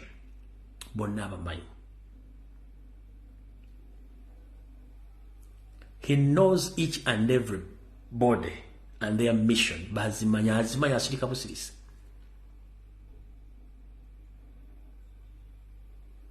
Okitegedde. So bana abantu bali balina mission nga baloza te bannayuganda tebasobola kufuna abantu boogera byabufuzi na kubyogera. Yensonga lwaki twabera ku TV e Kampala ne ku radio nga tulyako abantu 8 bokka batuzanyira ebyobufuzi kati abaana basobola obyeyogera kati ye challenge balina abantu bano. Luli babera nga a radio kuberako gunne basobola twogera kati nowadays buli mwana akwata essimu n'awaayo ensonga ze n'azulitoninga. Yensonga lwaki kati buli muntu ali mu panic kubanga buli muntu asobola okweyogerera ensonga zino. Okitegedde kati challenge balina abantu bano. Ekirala nga nfundikira nabagamba abantu abavuma obanga oli akuvuma eyo si ba solution no. Munsi engonjufu omuntu mu challenging ne information kuba bw'onoowemula information tagenda gifuna. To challenging muntu nakumuwemula bakumuvuma no. Omuntu mu challenging ng'omuwa information oba answers kuba bw'onoowemula tagenda tegeera kuba ne information tagenda tambula. So abasajja ba NRM n'abantu abalala bakozesa okuwemula ekyo tekigenda kujjawo fact nti ensi eri mwagala kutta bantu mubamalayo no tekijja kukola. Okitegera bulungi nnyo. So kati muntu akozesa okuwemula ng'ovuma omuntu ng'omuwemula nno tekigenda kukola. Vaayo defending ekintu ng'olina facts. By the way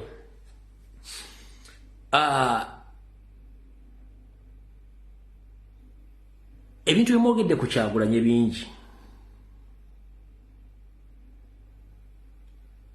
Bulakamayiro propaganda ne bukimbyo kyonna. Kyagulanyi ayina obuyinza obusobola okuwabira omuntu amukolako defamation. Naye is a politician abaleka ne mwogere bigambo ebyo. Naye kati gwe lwaki ate ffe aboogera ensonga entuufu ez'eggwanga ate mutunoonya mwagala mututte nga mumwogera bigambo bikyamu ku Kyagulanyi n'asirika era nga talina gwawaabira. Ne mujja mu inbox z'abaana ne mbatiisatiisa. Lwaki mukola ekintu ekyo bwe muba nga muli ba politician? Imagine minister ajja n'ateekawo ekigambo ekikyamu ku TV n'atambula n'agenda teri amuvunaanya. So ngenda basaba ekigambo kimu kyenjagala. Abantu bano tubawe ensonga ez'essimba ezetulaga nti kino kiri ABCD as simple as that. Towemula muntu. Towemula muntu bw'ona omwemula tagenda tegera ky'omugamba.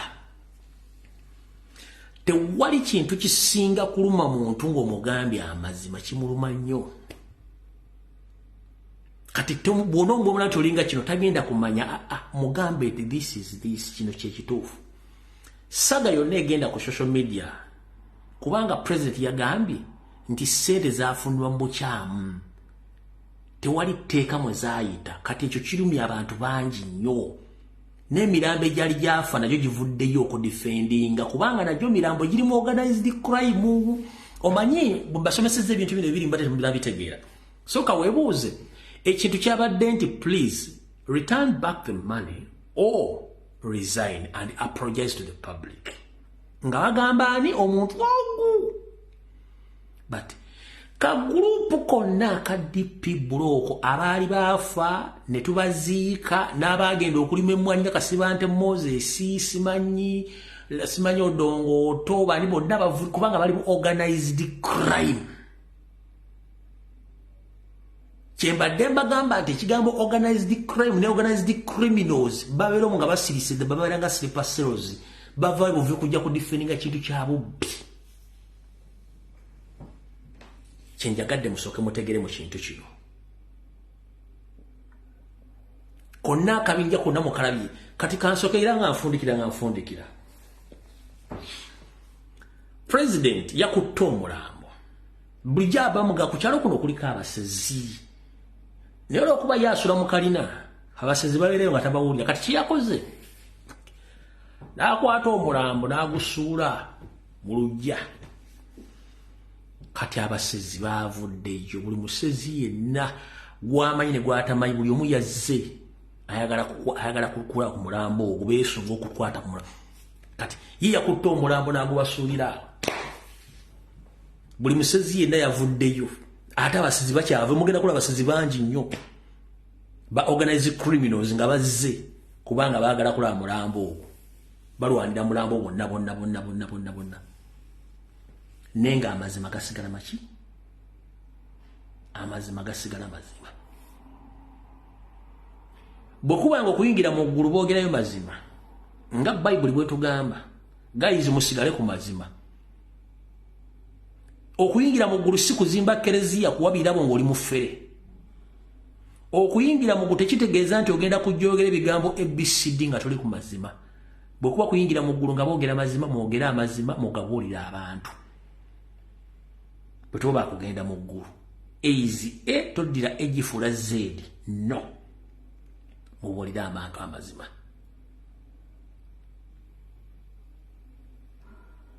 mwagala nnyo okugenda mu ggulu temwagala kufa mu ggulu tegendayo bakozi babekolobere gende bantu batuukirivu lwaki ogaana okukola ekyobutuukirivu ate n'opromoting ekyobuyaaye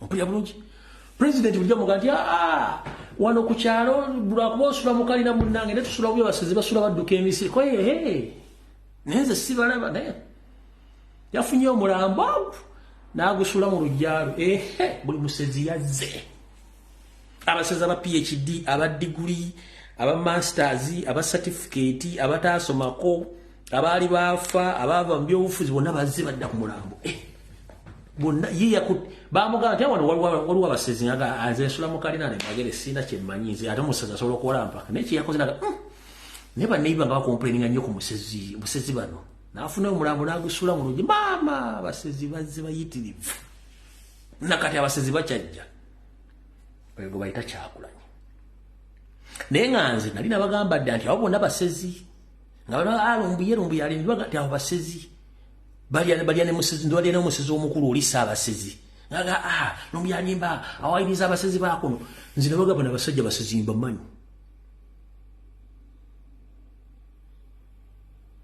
kati mwategedde abasezi bonna bajja kuvayo mpolampola naye nga ekigambo kiri nti etteeka lisoma ki what the law says etteeka lisoma sente zitayise mu mateeka ebanguzi temwete don't explain temunnyonnyola kirala kyonna etteeka lisoma ki ti sente zitawandiikiddwa mu tteeka ziba zimenya mateeka kyekyo kyokka tewali kirala kyonna naye omuntu bwakugamba munnange sente wazitutte wakkiriza nti ye ate gwe bwe bakugamba kola ABCD mu meeting n'okkiriza n'otuuka ebweru ne weekyusa kitegeeza tuli muntu mulamu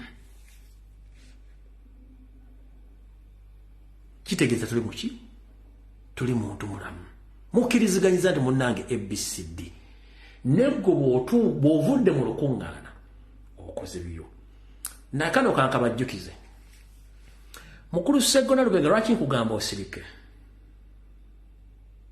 oli munnamateeka amanyi amateeka okimanyi nti omusajja yazizza omusango naye ate oyogera ebintu ebyawukana n'amateeka okimanyi nti bwe baali bagenda okukyusa luupu gwe Sseggona Lubega ne musajjawo oli Muwanga Kivumbi temwali na kulangirira luupu omupya ne mufuutuka ne mudduka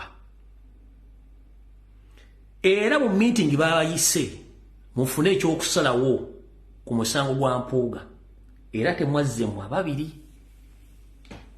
kitegeeza era muli mu kagulupu k'abasezi nga mukolera omusezi odoza mukitegedde abantu bano babayita mu kulonda luupu omupya kasita bamanya nti wabwe si yayiseemu video gye bakwata benzi ne badduka bwe babayise mu kukola resolution ku kiki bagenda okukolera Mpuuga naki tebalabiseeko mu kagulupu kaabwe kati president mwagala akole ki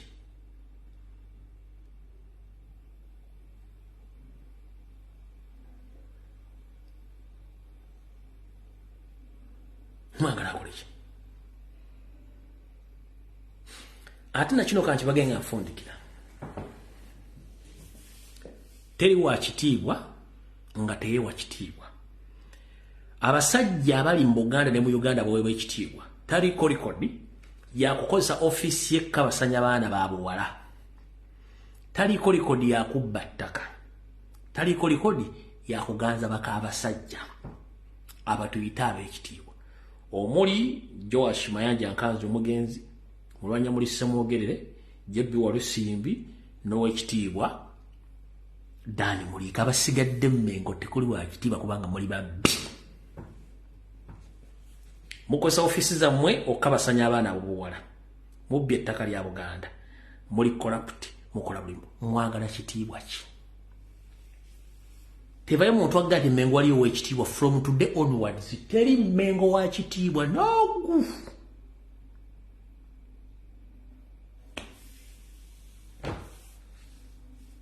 Abasigale Mmengo nga bakitiibwa bali abantu aba. Mulwanya muli Semwogerere, Jebbi Walusimbi, Dani Mulika. Abasigadde abaali abitiibwa baavaayo nga beekengedde abaliyo bonna tekuli wa kitiibwa no bonna babbi.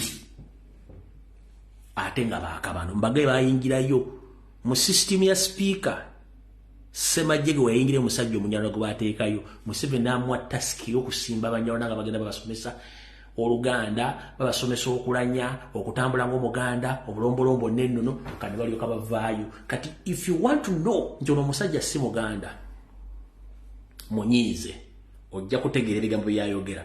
Ekyokubiri, Omuganda original nakabala talina kintu kye bayita resistance. Bw'aba akoze ensobi era yeewumbako. Omuganda omutuufu bamuyita muko weewumbeko. Nkyeddamu Omuganda omutuufu ani amanyi akaddo ke bayita muko weewumbeko. Kasitoka koonako bwotube paba nga kawumbako bulungi nnyo. Naye Omuganda eyayita Omuganda ng'alinga ekikola ky'ekigaaga.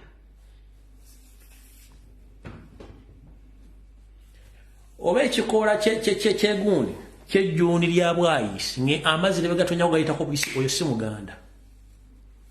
Omuganda omutuufu ye muko weewumbeko. Olumukoonako bw'ate nga yeewumbako. Naye omusajja ne mwekazanga abasazi b'ebyayi ku kkubo. N'oyogera ebigambo bitakwatagana ng'omanyi wakoze omusango.